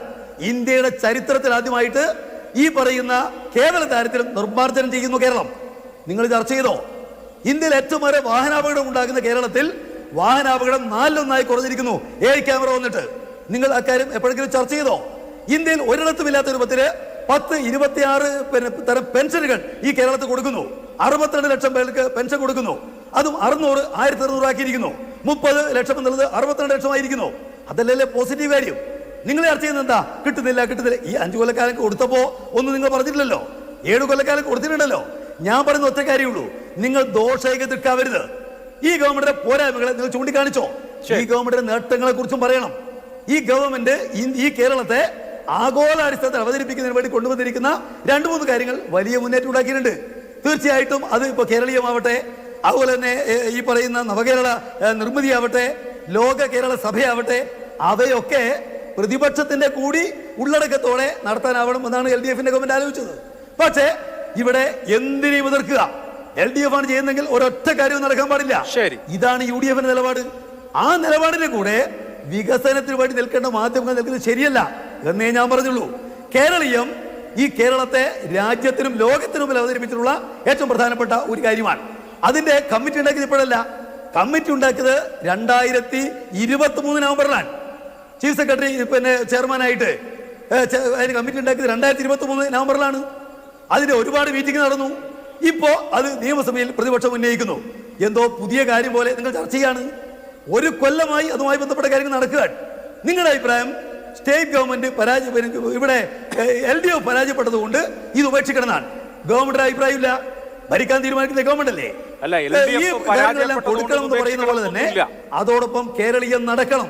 ശരി, ഓക്കെ. പിന്നെന്താ? അല്ല, നിങ്ങൾ പിന്നെ പറയുന്ന ഒരു കാര്യം, ഇവിടെ ഇതെല്ലാം നിങ്ങൾ പറഞ്ഞ കാര്യങ്ങളെല്ലാം നടന്ന പല ചർച്ചകളുടെ വിവരങ്ങൾ പുറത്തേക്ക് വന്നു. അതൊന്നും അങ്ങനെ അല്ല എന്ന് അങ്ങേക്ക് വാദിക്കാം. പക്ഷേ സംസ്ഥാന സമിതിക്ക് ശേഷം സംസ്ഥാന സെക്രട്ടറി വിശദീകരിച്ച ചില കാര്യങ്ങളുണ്ടല്ലോ. ആ കാര്യങ്ങളിൽ ഏറ്റവും മുഖ്യമായത് സർക്കാരിന്റെ മുൻഗണനകളിൽ മാറ്റം വരേണ്ടതുണ്ട് എന്ന പാർട്ടിയുടെ നിലപാടായിരുന്നു. ആ മുൻഗണനകൾ മാറ്റുന്നതിനനുസൃതമായ നിലപാട് പാർട്ടി സ്വീകരിക്കുമെന്നുള്ള കാര്യമായിരുന്നു. അപ്പോൾ ഇപ്പോഴും പഴയ അതേ റൂട്ടിലാണ് ബസ് പോയിക്കൊണ്ടിരിക്കുന്നത് എന്നുള്ളതാണ് എന്റെ വിമർശനം. നിങ്ങൾ ജനങ്ങളുടെ ഇമ്മീഡിയറ്റ് ആയിട്ടുള്ള ജീവൽ പ്രശ്നങ്ങൾ അഡ്രസ് ചെയ്യുന്നതിന് പകരം ഗാനമേള സംഘടിപ്പിക്കല്, ഫ്യൂഷൻ സംഘടിപ്പിക്കല്, റിവേഴ്സ് ക്വിസ് നടത്തൽ, ഇതൊക്കെയാണ് ഇപ്പോഴും വലിയ കാര്യങ്ങൾ. പിന്നെ ആളുകൾക്കൊക്കെ വന്ന് സെൽഫി എടുക്കാം, മോഹൻലാലും മമ്മൂട്ടിയൊക്കെ വരും, ചിലപ്പോൾ കമലഹാസൻ വരും. ഇതേ റൂട്ടിൽ കൂടെ ബസ് ഇങ്ങനെ പോയാൽ മതിയോ ഇല്ലയോ എന്നുള്ളത് നിങ്ങളുടെ ചോയ്സാണ്. നമുക്കൊന്നും ചെയ്യാനില്ല. അല്ല, 5 കൊല്ലക്കാലം LDF ഗവൺമെന്റിനെ കുറിച്ച് ഈ പൈസ ഇല്ല എന്നുള്ള ആക്ഷേപം ഉന്നയിക്കാത്ത കാലത്ത് ഇതൊന്നും അനുകൂലിച്ചവരല്ലോ നിങ്ങൾ. കോൺഗ്രസും അല്ല, അതുപോലെ തന്നെ UDF അല്ല. അന്നും ഈ തൊട്ടതെല്ലാം LDF ആണ് തൊടുന്നെങ്കിൽ അത് തെറ്റാണല്ലോ നിങ്ങൾക്ക്. പിന്നെ മുഖ്യമന്ത്രി പറഞ്ഞ കാര്യം നിങ്ങൾ ശ്രദ്ധിച്ചോ? മുഖ്യമന്ത്രി പറഞ്ഞു DA കുടിശ്ശിക കൊടുക്കും, പെൻഷൻ ബാക്കി കൊടുക്കാനുള്ളത് കൊടുക്കും, കൂലി കുടിശ്ശിക കൊടുക്കാനുള്ളത് കൊടുക്കും, റേഷൻ പീടികയിൽ സാധനങ്ങൾ എത്തിക്കും. അതുപോലെ നമ്മുടെ സിവിൽ സപ്ലൈസ് കോർപ്പറേഷനെ മികച്ച സ്ഥാപനമാക്കും. അതെല്ലാം ഞങ്ങൾ ചെയ്യുമെന്ന് പ്രഖ്യാപിച്ചിട്ടുണ്ട്. എന്നാൽ അതിന്റെ അർത്ഥം അത് ചെയ്തിട്ടേ ഇനി എന്തെങ്കിലും കാര്യമുള്ളൂ, അങ്ങനെയല്ല. അത് കൊടുത്തതിന് ശേഷം ശമ്പളവും ഈ മുൻഗണന എന്നുള്ള വാക്ക് നിങ്ങളുടെ പാർട്ടിയുടേതാണ്, പ്രതിപക്ഷ നേതാവിന്റെയും അതുപോലെ പ്രശ്നമില്ല, അതൊക്കെ പൊതുസമൂഹത്തിൽ അത് നടപ്പാക്കുന്നു. ഞാൻ ചോദിക്കട്ടെ, ഈ തീരുമാനം പറഞ്ഞിട്ട് പിറ്റേ ദിവസം ഇനി ശമ്പളം കൊടുക്കൂല, പെൻഷൻ അങ്ങനെ പറയാൻ കഴിയോ? അതൊരു സ്റ്റാറ്റ്യൂട്ടറി നടക്കുന്ന കാര്യമല്ലേ? ഇനി പ്രതിപക്ഷ നേതാവിന്റെ ഓഫീസിൽ ശമ്പളം കൊടുക്കൂല, മന്ത്രിമാരുടെ ഓഫീസ് അങ്ങനെ തീരുമാനിക്കാൻ കഴിയോ? അതെല്ലാം കൊടുക്കുമല്ലോ. എന്നാൽ ഈ കാര്യങ്ങൾ ഗൗരവതരമാണ്, ഈ കാര്യങ്ങൾ നിങ്ങൾ നടപ്പിലാക്കും. അതിന്റെ കൂടെ കേരളീയവും നടക്കും, ഈ നവകേരള സദസ് പോലുള്ള പരിപാടികൾ നടക്കും, ലോക കേരള സഭയും നടക്കും. അതെല്ലാം നിർത്തി ചെയ്യുമെന്ന് പറഞ്ഞു. ശരി, ശ്രീ നൗഷാദ് അലി, നോക്കൂ, ഇവിടെ നവകേരള സദസ് സംഘടിപ്പിച്ചു, പ്രതിപക്ഷം സഹകരിച്ചില്ല. ലോക കേരള സഭ ഒന്നാമത്തെ എഡിഷന് ശേഷം പിന്നീട് പ്രതിപക്ഷം സഹകരിച്ചില്ല. കേരളീയം പ്രതിപക്ഷം സഹകരിച്ചില്ല, സഹകരിക്കുന്നില്ല. ഇങ്ങനെ സർക്കാർ കൊണ്ടുവരുന്ന ഒരു കാര്യത്തോടും, പ്രതിപക്ഷത്തെ കൂടി ക്ഷണിച്ച് നടപ്പാക്കുന്ന ഒരു കാര്യത്തോടും സഹകരിക്കേണ്ട എന്നുള്ള നിലയിൽ ദോഷൈക ദൃക്കുകളായോ നിങ്ങൾ? അല്ല, നമ്മൾ എല്ലാ ഗുണപരമായ കാര്യങ്ങൾക്കും ഞങ്ങൾ സഹകരിക്കുന്നുണ്ട്, എല്ലാ നന്മയിലും ഞങ്ങൾ കേരള സർക്കാരിൻ്റെ കൂടെയുണ്ട്. പക്ഷേ തീർത്തും പ്രതിലോമകരമായ ഇപ്പോഴത്തെ സാഹചര്യത്തിൽ നമ്മുടെ സംസ്ഥാനത്തെ ദോഷകരമായി ബാധിക്കുന്ന നമ്മുടെ മുൻഗണനകളിൽ എവിടെയും ഇടം പിടിക്കാൻ ഒരു അർഹതയുമില്ലാത്ത കാര്യങ്ങളെ തീർച്ചയായിട്ടും നമ്മൾ എതിർക്കുക തന്നെ ചെയ്യും. അതിനാണല്ലോ ഞങ്ങൾ പ്രതിപക്ഷ പാർട്ടിയായിട്ട് ഞങ്ങളിവിടെ പ്രവർത്തിക്കുന്നതും പ്രതിപക്ഷ ധർമ്മം എന്ന ഒന്ന് നിറവേറ്റാനുള്ള ബാധ്യത ഞങ്ങളിൽ അർപ്പിതമാവുന്നതൊക്കെ ഇത്തരം നിലപാടുകളിലൂടെയാണ്. അതിനെയൊക്കെ കെറിവിച്ചിട്ട് യാതൊരു കാര്യമില്ല. അതവിടെ നിൽക്കട്ടെ. ഞാനിവിടെ നേരത്തെ ശ്രീ പ്രകാശൻ മാസ്റ്ററുടെ ചില വാദങ്ങൾ, അദ്ദേഹം ഇങ്ങനെ നീണ്ടൊരു നിര എണ്ണി പറഞ്ഞു, അവിടെ കേരളം മുന്നിലാണ്, അവിടെ കേരളം മുന്നിലാണെന്നൊക്കെ അദ്ദേഹം പറഞ്ഞു. ഇതൊക്കെ 2016 ഈ രംഗത്തൊക്കെ കേരളം മുന്നിലായിരുന്നു. പക്ഷേ നിങ്ങൾ ഈ ചില BJP-ക്കാരൊക്കെ ചർച്ചയ്ക്ക് വരുമ്പോൾ 2014 ശേഷമാണ് ഇന്ത്യ ഉണ്ടായത് എന്ന മട്ടിലൊക്കെ അവർ പറഞ്ഞു പെരുമാറുന്നത് നമ്മൾ കേൾക്കാറുണ്ട്, നമുക്കങ്ങനെ അനുഭവപ്പെടാറുണ്ട്. സമാനമായിട്ട് 2016 പിണറായി വിജയൻ മുഖ്യമന്ത്രിയായതിനു ശേഷമാണ് ഈ കേരളം ഉണ്ടായത്, കേരളത്തിൻ്റെ എല്ലാ ഉത്കർഷകളും ആരംഭിക്കുന്നത് എന്നൊക്കെ ചിന്തിക്കുമ്പോൾ എനിക്ക് വലിയ അത്ഭുതമുണ്ട്. നിങ്ങളൊക്കെ ഏത് ദിശയിലേക്കാണ് ഈ സംസ്ഥാനത്തെ നെറേറ്റീവ് ഉണ്ടാക്കി കൊണ്ടുപോകുന്നത് എന്നോർത്തിട്ട് വലിയ അത്ഭുതമുണ്ട്. കേരളം അടിസ്ഥാന സൗകര്യ വികസന മേഖലയിലും വ്യവസായ വികസന മേഖലയിലും കാർഷിക വികസന മേഖലയിലും ഒഴികെയുള്ള സാമൂഹിക മുന്നേറ്റ മനുഷ്യ വിഭവ സൂചികകളിൽ ആരോഗ്യരംഗത്ത് ഒക്കെ എല്ലാ കാലത്തും കേരള പിറവിക്ക് മുമ്പ് പോലും കേരളത്തിൻ്റെ പല പ്രദേശങ്ങളും വളരെ മുന്നിലായിരുന്നു. അത് കേരളം പിന്നെ മുന്നോട്ട് തന്നെ കൊണ്ടുപോകുന്നുണ്ട്. അത് പിണറായി വിജയൻ്റെ പ്രത്യേകതയോ മേന്മയോ നേട്ടമോ അല്ല എന്ന് പ്രകാശൻ മാഷ് ഓർമ്മിപ്പിക്കാൻ ഞാൻ ആഗ്രഹിക്കുകയാണ്. പിന്നെ കേരളത്തിൻ്റെ നടപ്പു ചിത്രം എന്താണ് എന്ന് നമുക്കെല്ലാവർക്കും അറിയാം. അത് ആവർത്തിച്ച് നിങ്ങളുടെ മുഖ്യമന്ത്രി തന്നെ പരസ്യമായിട്ട് ഇടയ്ക്കിടയ്ക്ക് പറയാറുണ്ട്. എന്നെ അത്ഭുതപ്പെടുത്തിയ ഈയിടെ വന്നൊരു ഓർഡർ ഞാൻ കാണുകയുണ്ടായി. 5-ാം മാസം 13-ാം തീയതി തൊട്ട് 14-ാം തീയതി വരെ KN ബാലഗോപാൽ തിരുവനന്തപുരം മെഡിക്കൽ കോളേജിൽ ചികിത്സയിലായിരുന്നു. 1,90,000-ത്തിലധികം രൂപ അദ്ദേഹത്തിന് റീഇംബേഴ്സ് ചെയ്ത് കൊടുക്കാനുള്ള ഒരു ധനകാര്യ ഡെപ്യൂട്ടി സെക്രട്ടറിയുടെ ഒരു ഓർഡർ ഞാൻ ഇന്ന് കാണാനിടയായി. ഞാൻ അത്ഭുതപ്പെടുകയാണ്. 24 മണിക്കൂർ ഒരു മനുഷ്യൻ മെഡിക്കൽ കോളേജിൽ ഒരു ചികിത്സയിൽ കഴിഞ്ഞതിന് 1,90,000 രൂപയുടെ ബില്ലൊക്കെയാണ് വരുന്നത്. ഇതൊക്കെ EMS നമ്പൂതിരിപ്പാട് പണ്ട് കേരളത്തിൻ്റെ ധനകാര്യ പ്രതിസന്ധി മുൻനിർത്തി മന്ത്രിമാരുടെ ശമ്പളമൊക്കെ വെട്ടിക്കുറച്ച ഒരു CPM-നെ ആണല്ലോ ഇവരിപ്പോഴും പ്രതിനിധീകരിക്കുന്നത് എന്ന് ഓർക്കുമ്പോൾ എന്നെ സംബന്ധിച്ച് വലിയ അത്ഭുതമുണ്ട്. ഇവരിൽ നിന്ന് കമ്മ്യൂണിസത്തിൻ്റെ എല്ലാ മാനവികതയും അതിൻ്റെ ആദർശാത്മകതയൊക്കെ ചോർന്നു പോയിരിക്കുന്നു. ഇവരൊക്കെ കോർപ്പറേറ്റ് ദലാളന്മാർക്ക് ആനുപാതികമായി ചിന്തിക്കുകയും പെരുമാറുകയും പ്രവർത്തിക്കുകയുമാണ് ചെയ്യുന്നത്. കാരണം അഡോൾഫ് ഹിറ്റ്ലറെ തോൽക്കുന്നതിൻ്റെ മണിക്കൂറുകൾക്ക് മുമ്പ് വരെ, അല്ലെങ്കിൽ ആത്മഹത്യ ചെയ്യുന്നതിൻ്റെ ഏതാനും മണിക്കൂറുകൾക്ക് മുമ്പ് വരെ അദ്ദേഹം ജയിച്ചുകൊണ്ടിരിക്കുകയായിരുന്നു എന്ന വിശ്വാസത്തിൽ ഓർഡറുകൾ ഇറക്കുകയും പ്രവർത്തിക്കുകയും ശൈലിയിൽ മാറ്റം വരുത്താൻ തയ്യാറാകാതെ മുന്നോട്ട് പോവുകയൊക്കെ ചെയ്ത ഒരാളാണ്. സമാനമായിട്ട് ഇത്തരമൊരു തെരഞ്ഞെടുപ്പ് തോൽവി ഉണ്ടാകുന്നു. പാർട്ടിയുടെ അടിസ്ഥാന വോട്ടും ജനവിഭാഗവും ഒക്കെ ചോർന്നൊലിച്ചു പോകുന്നു. കേരളം സമ്പൂർണ്ണമായിട്ട് നിരാശയിലും പ്രതിഷേധത്തിലും ഒക്കെ ആണ്. എന്നെങ്കിലും കമ്മ്യൂണിസം എന്ന ആശയമുണ്ടോ എന്ന് ഞാൻ സംശയിക്കുകയാണ്. ഇവരെ തീർച്ചയായിട്ടും ഈ കേരളത്തിലെ പാർട്ടിക്ക് ചരമഗീതമാണ് എഴുതാൻ പോകുന്നത്. അങ്ങ് കേന്ദ്ര കമ്മിറ്റി കൂടിയപ്പോഴൊക്കെ പ്രകാശ് കാരാട്ടും യെച്ചൂരിയൊക്കെ അടക്കമുള്ള ആളുകൾ കേരളത്തിലെ അടിസ്ഥാന വർഗത്തോടുള്ള ഈ സർക്കാരിൻ്റെ സമീപനത്തെക്കുറിച്ച് വലിയ ആശങ്കകൾ പ്രകടിപ്പിക്കുകയും ത്രിപുരയുടെ ബീഹാറിന്റെയും ബംഗാളിന്റെയൊക്കെ ചരിത്രം ഓർമ്മിപ്പിക്കുകയും ചെയ്തിട്ടുണ്ട്. തീർച്ചയായിട്ടും ഈ ഒരു സന്ദർഭത്തിലും ഇത്തരത്തിൽ ഞങ്ങൾ തിരുത്താൻ തയ്യാറല്ല, ഞങ്ങൾ കണ്ട വഴിക്ക് പോകും, നിങ്ങൾക്ക് കണ്ടത് കൂട്ടാം എന്ന മട്ടിൽ മുന്നോട്ട് പോകുമ്പോൾ തീർച്ചയായിട്ടും ഇവിടുത്തെ CPM-ന്റെ നേതാക്കളും പ്രവർത്തകരും ചിന്താശേഷി നശിക്കാത്തവർ ഇതിനെതിരെ മുന്നോട്ട് വരുമെന്നാണ് ഞാൻ പ്രതീക്ഷിക്കുന്നത്. ഏതായാലും പിണറായി വിജയൻ നമ്മെ സമ്പൂർണ്ണമായിട്ട് നിരാശപ്പെടുത്തുകയാണ്. ഇദ്ദേഹത്തിൽ നിന്ന് നമുക്കൊന്നും പ്രതീക്ഷിക്കുക വയ്യ. ഞങ്ങൾ ഇതൊക്കെ അങ്ങനെ നടത്തി ആവശ്യമുള്ള നേരത്തെ മുന്നോട്ട് തന്നെ പോവും. അങ്ങനെ നിങ്ങൾ അങ്ങനെ പോവും, തെരഞ്ഞെടുപ്പ് അങ്ങനെ നിങ്ങൾ തോൽക്കും, തദ്ദേശ സ്വയംഭരണ തെരഞ്ഞെടുപ്പ് വരുന്നു, നിയമസഭ വരുന്നു. നമുക്ക് കാണാം കേരളത്തിലെ ജനങ്ങൾ അടിസ്ഥാന ആവശ്യങ്ങൾക്ക് ഗതിയില്ലാതെ നരകിക്കുന്ന ജനങ്ങൾ ഇതൊക്കെ കണ്ടു നിൽക്കുന്നുണ്ട്. അവരുടെ പ്രതികരണ തിരമാലകളിൽ നിങ്ങൾ മണ്ണടിഞ്ഞു പോകുമെന്ന് പറയാൻ ഞാൻ ആഗ്രഹിക്കുകയാണ്. ശരി, ഓക്കെ. ശ്രീ സന്ദീപ് വാര്യർ, ഓണം വാരാഘോഷം, അതുപോലെ തന്നെ ഇന്റർനാഷണൽ ഫിലിം ഫെസ്റ്റിവൽ, ഇങ്ങനെ എല്ലാ വർഷവും നടക്കുന്ന സർക്കാരിന്റെ ഫണ്ടുള്ള പ്രവർത്തനങ്ങൾ ഉണ്ട്. ഇത് ഈ ഡിസംബർ മാസത്തിൽ, പ്രത്യേകിച്ച് ക്രിസ്മസ്, ന്യൂ ഇയർ തുടങ്ങിയ ഒക്കേഷൻസ് ഒക്കെ വരുന്ന ഒരു മാസത്തിൽ കേരളത്തിന്റെ കലകളും മറ്റു കാര്യങ്ങളും കൂടി ഫോക്കസ് ചെയ്യാൻ, കൂടുതൽ ടൂറിസം പൊട്ടൻഷ്യൽ എന്നുള്ള ഒരു ലക്ഷ്യത്തിൽ ഉപയോഗിക്കുന്നു എന്നുള്ളതാണ് സർക്കാർ ഇക്കാര്യത്തിൽ പറയുന്നത്. അപ്പോൾ സർക്കാരിന്റെ മറ്റ് പ്രവർത്തനങ്ങളിൽ ഉണ്ടാവുന്ന കാര്യവും ഇതും, ഇങ്ങനെ ഒരു ആഘോഷം സംഘടിപ്പിക്കുന്നതും തമ്മിൽ താരതമ്യം ചെയ്യേണ്ടതുണ്ടോ? അല്ല അഭിലാഷ്, അതിനു മുമ്പ് ശ്രീ പ്രകാശൻ അദ്ദേഹം ഹ്യൂമൻ ഡെവലപ്മെന്റ് ഇൻഡെക്സ് വെച്ചിട്ടാണ് ഈ കളി മുഴുവൻ നടത്തുന്നത്. ശരിയാണ്, ഹ്യൂമൻ ഡെവലപ്മെന്റ് ഇൻഡെക്സിൽ കേരളം തിരുവിതാംകൂർ രാജാക്കന്മാരുടെ കാലം തൊട്ട് തിരുവിതാംകൂർ ഭാഗത്ത് കൊച്ചിയിലൊക്കെ വലിയ പുരോഗമനം പണ്ടുകാലം തൊട്ടേ ഉണ്ടായിരുന്നു, നമുക്കറിയാവുന്നതാണല്ലോ. അപ്പോൾ കേരളത്തിൽ തന്നെ സ്വന്തമായിട്ട് തന്നെ വാക്സിനുകൾ വികസിപ്പിക്കാൻ വേണ്ടി തിരുവിതാംകൂറിന്റെ കാലത്ത് തന്നെ പരിശ്രമം തുടങ്ങിയിരുന്നു. ഇവർ വന്നിട്ട് വാക്സിൻ വികസിപ്പിക്കും എന്നൊക്കെ പറഞ്ഞ് ചില കവികളെയൊക്കെ അതിന്റെ ചെയർമാൻമാരാക്കിയിട്ടൊക്കെ വെച്ചല്ലോ. ഇപ്പൊ വാക്സിന്റെ അവസ്ഥ എന്താണ്?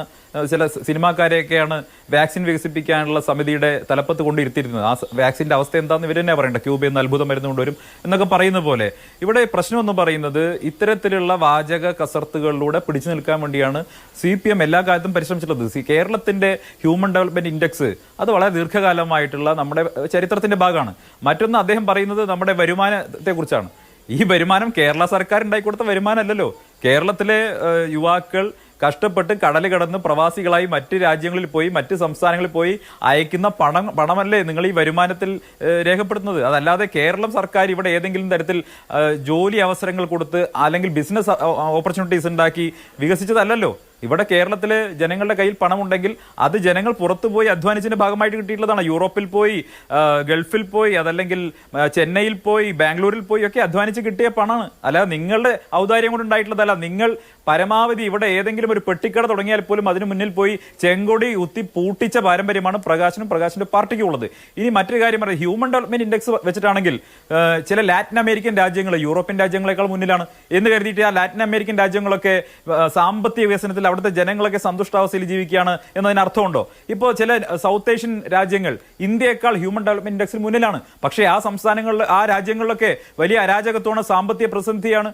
ശ്രീലങ്ക പോലെയുള്ള പല രാജ്യങ്ങളും അങ്ങേയറ്റത്തെ വലിയ പ്രതിസന്ധി നേരിടുന്നു. ഹ്യൂമൻ ഡെവലപ്മെന്റ് ഇൻഡെക്സ് നോക്കുന്ന സമയത്ത് പലപ്പോഴും നമ്മളെക്കാൾ മുന്നിലായിരിക്കും അത്തരം രാജ്യങ്ങൾ എന്ന് കരുതി ഇന്ത്യയേക്കാൾ വലിയ സാമ്പത്തിക സ്ഥിതിയിലാണ് അവർ എന്ന് നമുക്ക് വിവക്ഷിക്കാൻ സാധിക്കുമോ? അത് സാമാന്യേന സാമ്പത്തിക ശാസ്ത്രത്തെക്കുറിച്ച് എന്തെങ്കിലുമൊക്കെ അറിയുന്ന ഏവരും പ്രകാശന്റെ ഇത്തരം ആർഗ്യുമെന്റ്സിനെ വില വെക്കുകയില്ല എന്നാണ് എനിക്ക് പറയാനുള്ളത്. CPM എല്ലാ കാലത്തും പിടിച്ചു തൂങ്ങുന്നത് ഈ ആർഗ്യുമെന്റിലാണ്. ഇവിടുത്തെ യഥാർത്ഥ പ്രശ്നം എന്താ? ഞാൻ കൃത്യമായി ചോദിച്ചു, നിങ്ങൾ FDI എത്ര കൊണ്ടുവരാൻ നിങ്ങൾക്ക് സാധിച്ചു? അത് ഗവൺമെന്റിന്റെ പോളിസിയുമായി ബന്ധപ്പെട്ടാണ്. നിങ്ങളുടെ ഗവൺമെന്റ് എടുക്കുന്ന നയവുമായി ബന്ധപ്പെട്ടതാണ് നമ്മുടെ സംസ്ഥാനത്തേക്ക് വരുന്ന വിദേശ നിക്ഷേപത്തിന്റെ വലുപ്പം എന്ന് പറയുന്നത്. അത് ആദ്യത്തെ 10ൽ പോലും നമ്മളില്ല.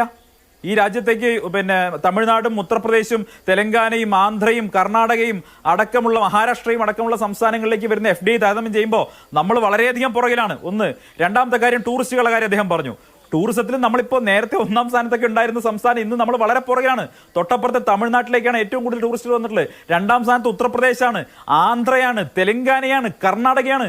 കേരളം ഏറ്റവും പ്രധാനപ്പെട്ട ടൂറിസ്റ്റ് സംസ്ഥാനങ്ങളുടെ ലിസ്റ്റിൽ പോലും ഇപ്പൊ ഇല്ല എന്നുള്ളത് വസ്തുതയാണ്. മരുമകൻ വികസിപ്പിച്ച് ടൂറിസത്തിനെ ഒരു അരിക്കാക്കി മാറ്റിയിട്ടുണ്ട്. പ്രകാശന കാര്യങ്ങൾ അറിയാത്തത് കൊണ്ടാണ്. ഞാൻ അദ്ദേഹത്തിന്റെ അജ്ഞതയെ പഠിക്കുന്നില്ല, അദ്ദേഹം കാര്യങ്ങൾ മനസ്സിലാക്കാത്തതുകൊണ്ടാണ്.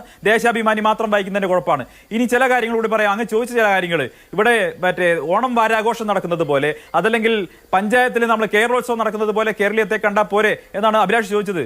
കേരളോത്സവം നടക്കുന്നുണ്ടെങ്കിൽ അതല്ലെങ്കിൽ നമ്മുടെ ഓണം വാരാഘോഷം നടക്കുന്നുണ്ടെങ്കിൽ സംസ്ഥാന സർക്കാരിന്റെ തനത് ഫണ്ടിൽ നിന്ന് പണം കൊടുത്തിട്ടാണ് നടക്കുന്നത്. അല്ലാതെ ജില്ലാ കളക്ടർമാരെയും പഞ്ചായത്ത് സെക്രട്ടറിമാരെയും തഹസിൽദാരന്മാരെയും വില്ലേജ് ഓഫീസർമാരെയും രശീദ് കുറ്റിയുമായി നാട്ടുകാരെ പിഴിയാൻ വിട്ടിട്ടല്ല. അങ്ങനെയല്ല സർക്കാരിന്റെ പണി നടക്കേണ്ടത്. സർക്കാർ തനത് ഫണ്ടിന് ചെലവാക്കണം, നികുതി പണത്തിന് ചെലവാക്കണം. അങ്ങനെ നികുതി പണത്തിന് ചെലവാക്കാൻ സാധിക്കാതെ വരുമ്പോൾ റെസീറ്റ് കുറ്റിയുമായി കൊള്ളപ്പിരിവിന് വേണ്ടി നാട്ടിലേക്ക് സർക്കാർ ഉദ്യോഗസ്ഥന്മാരെ ഇറക്കി വിട്ടിരിക്കുകയാണ്. ടാർഗറ്റ് നിശ്ചയിച്ചിരിക്കുകയാണ്. ഈ സർക്കാർ ഉദ്യോഗസ്ഥന്മാർ ആരെയാണ് പിഴിയാൻ പോകുന്നത്? അവർ പിഴിയാൻ പോകുന്നത് ഈ നാട്ടിലെ മാഫിയകളെയാണ്, പാറമടക്കാരെയാണ്. അവർ പിരിവ് കൊടുക്കുമ്പോൾ വെറുതെ പിരിവ് കൊടുക്കുമോ? പാറമടക്കാർ പിരിവ് കൊടുക്കുന്നത് പിഴപ്പലിശ അടയ്ക്കാനുള്ള സമയം നീട്ടിക്കൊടുക്കാൻ വേണ്ടിയിട്ടാണ്. കേരളത്തിലെ സഹ്യപർവ്വതം മുഴുവൻ പൊട്ടിച്ച് പാറ എടുത്ത് കൊണ്ടുപോയി വിൽക്കാനുള്ള അനുമതിക്ക് വേണ്ടിയിട്ടാണ്, അതിന് സർക്കാരിന്റെ പിന്തുണയ്ക്ക് വേണ്ടിയിട്ടാണ് ധനകാര്യമന്ത്രിയുടെ കുടുംബത്തിനടക്കം പങ്കുള്ള ഈ പാറമട മാഫിയകൾ പണം കൊടുക്കുന്നത്. സംശയമുണ്ടോ? കേരളത്തിലെ ഏറ്റവും വലിയ പാറമട മാഫിയ ആരാണ് എന്ന് നിങ്ങളൊന്ന് പരിശോധിച്ചാൽ മതി. ഈ സംസ്ഥാനത്തെ പാറമട മുതലാളിമാർ, ക്വാറി മുതലാളിമാർ, അവരെ GST ഉൾപ്പെടുത്തിയാൽ ഈ സംസ്ഥാനത്ത് ഏറ്റവും അധികം GST കൊടുക്കേണ്ടി വരുന്ന കുടുംബം അത് സംസ്ഥാനത്തെ ധനകാര്യമന്ത്രിയുടെ കുടുംബമായിരിക്കും. ഒരു സംശയ കാര്യത്തിൽ വേണ്ട. ഇവിടെ പിന്നെ സകലമാന മാഫിയകൾക്കും വേണ്ടി എല്ലാ വിട്ടുവീഴ്ച ചെയ്യുന്നു. പെരുമ്പാവൂരിലെ പ്ലൈവുഡ് ഫാക്ടറികളിൽ സംസ്ഥാന GST വകുപ്പ് ഒരു പരിശോധന നടത്തിയാൽ ആ നിമിഷം സംസ്ഥാനത്തെ ധനകാര്യമന്ത്രി ആഫീസിൽ നിന്ന് ഫോൺ വരികയാണ് GST ഉദ്യോഗസ്ഥർക്ക്, അവരെ വിട്ടേക്ക്, നമുക്ക് പണം തരുന്നവരാണെന്ന് പറഞ്ഞുകൊണ്ട്. അപ്പൊ സംസ്ഥാന സർക്കാരിന്റെ ഖജനാവിലേക്ക് വരേണ്ട പണം പിരിച്ചെടുക്കാതെ, തനത് നികുതി വരുമാനം വർദ്ധിപ്പിക്കാതെ, നികുതി വരുമാനം വർദ്ധിപ്പിക്കാനുള്ള ഒരു നടപടിയും സ്വീകരിക്കാതെ സംസ്ഥാനത്തെ സർക്കാർ ജീവനക്കാരുടെ ശമ്പളം മുടങ്ങുന്നു, KSRTC-കാരുടെ പെൻഷൻ മുടങ്ങുന്നു, നെൽകർഷകരുടെ പൈസ കൊടുക്കുന്നില്ല. ഇവിടുത്തെ ഏറ്റവും വലിയ വാഗ്ദാനം കൊടുത്തിരുന്നത് ചാരായ തൊഴിലാളികളെ പുനരധിവസിപ്പിക്കുന്നതാണ്. CITU-കാരാ ഏറിയ കൂറും. ആ AK ആന്റണി ചാരായ നിരോധനത്തിന് ശേഷം ബീവറേജസ് ഔട്ട്ലെറ്റുകളിൽ വരുന്ന ഒഴിവുകളിൽ ഈ സംസ്ഥാനത്തെ ചാരായ തൊഴിലാളികളെ പുനരധിവസിപ്പിക്കുന്ന എല്ലാ തെരഞ്ഞെടുപ്പിലും വാദോരാതെ വാഗ്ദാനം മാത്രം കൊടുക്കുന്ന പ്രകാശൻ അറിയോ ആത്മഹത്യ ചെയ്ത ചാരായ തൊഴിലാളികളുടെ എണ്ണം ഒന്ന് പറയാൻ സാധിക്കുമോ? 100 കണക്കിന് മനുഷ്യർ. ഈ 99.4% CITU-കാർ. ആ ചാരായ തൊഴിലാളികൾ ഉണ്ടാക്കിയിട്ടുള്ള രമ്യഹർമ്മ്യങ്ങൾ, അവരുടെ ചോര നീരാക്കി ഉണ്ടാക്കിയിട്ടുള്ള രമ്യഹർമ്മ്യങ്ങളിൽ അവരുടെ പണം മുടക്കി വാങ്ങിയ കാറുകളിൽ, ആഡംബര കാറുകളിൽ കേരളത്തിൽ ഇങ്ങനെ പിന്നെ ചീറിപ്പായുന്ന പ്രകാശനും CPM നേതാക്കന്മാർക്കും അവരുടെ ദുഃഖം മനസ്സിലാവോ? ഞാൻ വെല്ലുവിളിച്ചുകൊണ്ട് ചോദിക്കുകയാണ്. ചാരായ തൊഴിലാളികളുടെ പുനരധിവാസം സംബന്ധിച്ച് നിങ്ങൾക്ക് എന്താ പറയാനുള്ളത്? ഈ നിമിഷം വരെ നടപ്പാക്കിയിട്ടുണ്ടോ? പിൻവാതിൽ നിയമനം നടക്കണോ? എന്നിട്ട് പറയുന്നത് എന്താ? കേരളമാണ് ഏറ്റവും കൂടുതൽ തൊഴിൽ കൊടുത്തത്. പിന്നെ നിങ്ങൾ ആരെ മുഖത്ത് നോക്കിയിട്ടാ കൊഞ്ഞനം കുത്തുന്നത്? ശിവരഞ്ജനും നസീമും ഒക്കെ PSC-യിൽ 1ാം സ്ഥാനത്ത് കയറുന്ന സമയത്ത് PSC-യുടെ അംഗത്വം പണം മേടിച്ച് നിങ്ങളുടെ CPM-ന്റെ നേതാക്കന്മാർ വിൽപ്പനയ്ക്ക് വെച്ച കാലത്ത് PSC റാങ്ക് ലിസ്റ്റിൽ ഇടം നേടിയ യുവാക്കൾ മുട്ടിലറിയുന്ന കാഴ്ച കേരളം കാണുമ്പോൾ ആരെ നോക്കിയിട്ടാണ് നിങ്ങൾ കൊഞ്ഞനം കുത്തുന്നത്? എന്നിട്ട് പറയാണ് കേരളം 1ാം സ്ഥാനത്താണെന്ന്. കേരളം നിങ്ങൾക്ക് എങ്ങനെ പറയാൻ സാധിക്കുന്നത്? നിങ്ങൾ കേരളം 1ാം സ്ഥാനത്തായിരുന്നു ഹ്യൂമൻ ഡെവലപ്മെന്റ് ഇൻഡെക്സിൽ. കേരളത്തിൽ വലിയ കുഴപ്പമില്ലായിരുന്നു പ്രവാസികൾ ഉള്ളത് കൊണ്ട്. ആ പ്രവാസികൾ ഇല്ലെങ്കിൽ കേരളത്തിന്റെ അവസ്ഥ എന്താകും? നിങ്ങൾ എന്തുണ്ടാക്കി കൊടുത്തു കേരളത്തിന്? ഈ പൂട്ടിപ്പോയ കുറെ ഫാക്ടറികൾക്ക് അപ്പുറം നിങ്ങൾ എന്തുണ്ടാക്കി കൊടുത്തു? വെറുതെ ഇരുന്നിട്ട് പാചക കസർത്ത് പറയാണ് CPM. ശരി, ഓക്കെ, ആ ചോദ്യങ്ങൾക്ക് ഉത്തരം പറയാം. അതുപോലെ തന്നെ വളരെ പ്രധാനപ്പെട്ട ഒരു കാര്യം ശ്രീ M പ്രകാശൻ മാസ്റ്റർ നോക്കൂ, ഇതിന്റെ ഈ പരിപാടിയുടെ സംഘാടനവും അതിന്റെ ബിസിനസ് മോഡലും ഉണ്ടല്ലോ. സ്പോൺസർഷിപ്പ് കണ്ടെത്താൻ നിയോഗിക്കുന്നത് ആരെയാണ്? ഉദ്യോഗസ്ഥരെയാണ്. കൂടുതൽ സ്പോൺസർഷിപ്പ് കണ്ടെത്തുന്ന ആളുകളെ, അതായത് നന്നായി പിരിക്കുന്ന ആളുകളെ അനുമോദിക്കുന്നു, ആദരിക്കുന്നു. നികുതി വകുപ്പിലെ പ്രധാനപ്പെട്ട ഉദ്യോഗസ്ഥന് ഈ പറയുന്ന സ്പോൺസർഷിപ്പ് കളക്ട് ചെയ്യുന്നതിന്റെ ചുമതല കൊടുക്കുമ്പോൾ ഈ സ്പോൺസർഷിപ്പ് കൊടുക്കുന്ന ആളുകൾ എന്താണ് ലക്ഷ്യം വെക്കുക? സർക്കാരിന് ഞങ്ങൾ കുറച്ച് പൈസ, സർക്കാരിനെ ഞങ്ങൾ സഹായിക്കുകയാണ്. എന്തിനാണ് അവർ സഹായിക്കുന്നത്? വെറുതെ സഹായിക്കുന്നത്, സംഭാവന കൊടുക്കുന്നത് അവർ തിരിച്ചെന്തെങ്കിലും പ്രതീക്ഷിക്കുമ്പോഴാണല്ലോ, അല്ലെങ്കിൽ പ്രതീക്ഷിച്ചുകൊണ്ടാണല്ലോ. നമ്മൾ ക്വിഡ് പ്രോക്കോ എന്ന് പറയും. അപ്പോൾ ഇതുപോലത്തെ പരിപാടി വെച്ച് ഈ ദുരൂഹതയുള്ളവരടക്കം എന്ന് വേണമെങ്കിൽ പറയേണ്ടി വരും. കാരണം ഇതുവരെയും ഈ സ്പോൺസർഷിപ്പ് നൽകിയിട്ടുള്ള ആളുകൾ ആരൊക്കെയാണെന്നും അവരെത്ര തന്നു എന്നുള്ളതും വെളിപ്പെടുത്തിയിട്ടില്ല കഴിഞ്ഞ കേരളീയത്തിന്റെ കാര്യത്തിൽ. അങ്ങനെ ദുരൂഹതയുള്ള ഫണ്ട് കൂടി ഇതിനകത്ത് വരുന്നു എന്നുള്ളത് സർക്കാർ ജനങ്ങളോട് മറുപടി പറയേണ്ട ഒരു ഗൗരവതരമായ വിഷയമല്ലേ? ഈ ഗവൺമെന്റ് ഉദ്യോഗസ്ഥരെയാണ് ഇത് പിരിക്കാൻ വിടുന്നതും. ഇവിടെ നിങ്ങൾ ആ ഉത്തരത്തിലേക്ക് വരുന്നതിന് മുമ്പ് എന്തോ കേരളത്തിലെ വരുമാനം അന്യ സംസ്ഥാനങ്ങളിലെ ആളുകൾ കൊണ്ടുവരുന്നതാണ്. കേരളത്തിലെ വരുമാനമുണ്ട്. ഞാൻ പറഞ്ഞ നികുതി വരുമാനത്തെക്കുറിച്ചാണ്. നിങ്ങൾ കേന്ദ്ര ഗവൺമെൻറ് CAG-യുടെ കണക്ക് നോക്കണം.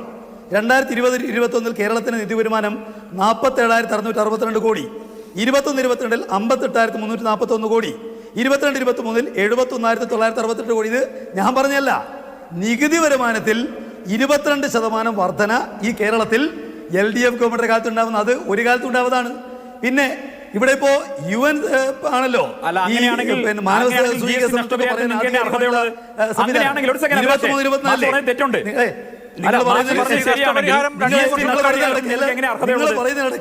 നിങ്ങൾ പറഞ്ഞ കാര്യങ്ങളെല്ലാം ഞാൻ കേട്ടല്ലോ.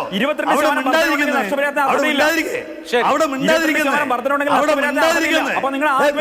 കേരളത്തിലെ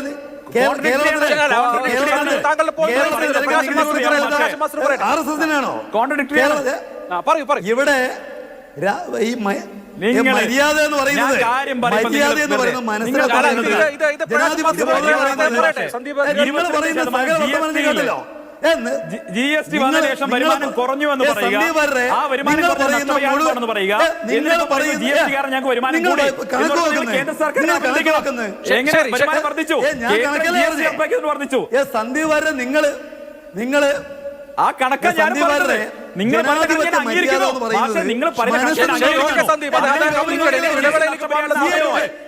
പൈസയല്ലേ പറഞ്ഞത്? ഞാൻ പറഞ്ഞ പൈസയല്ലേ? ഞാൻ പറഞ്ഞ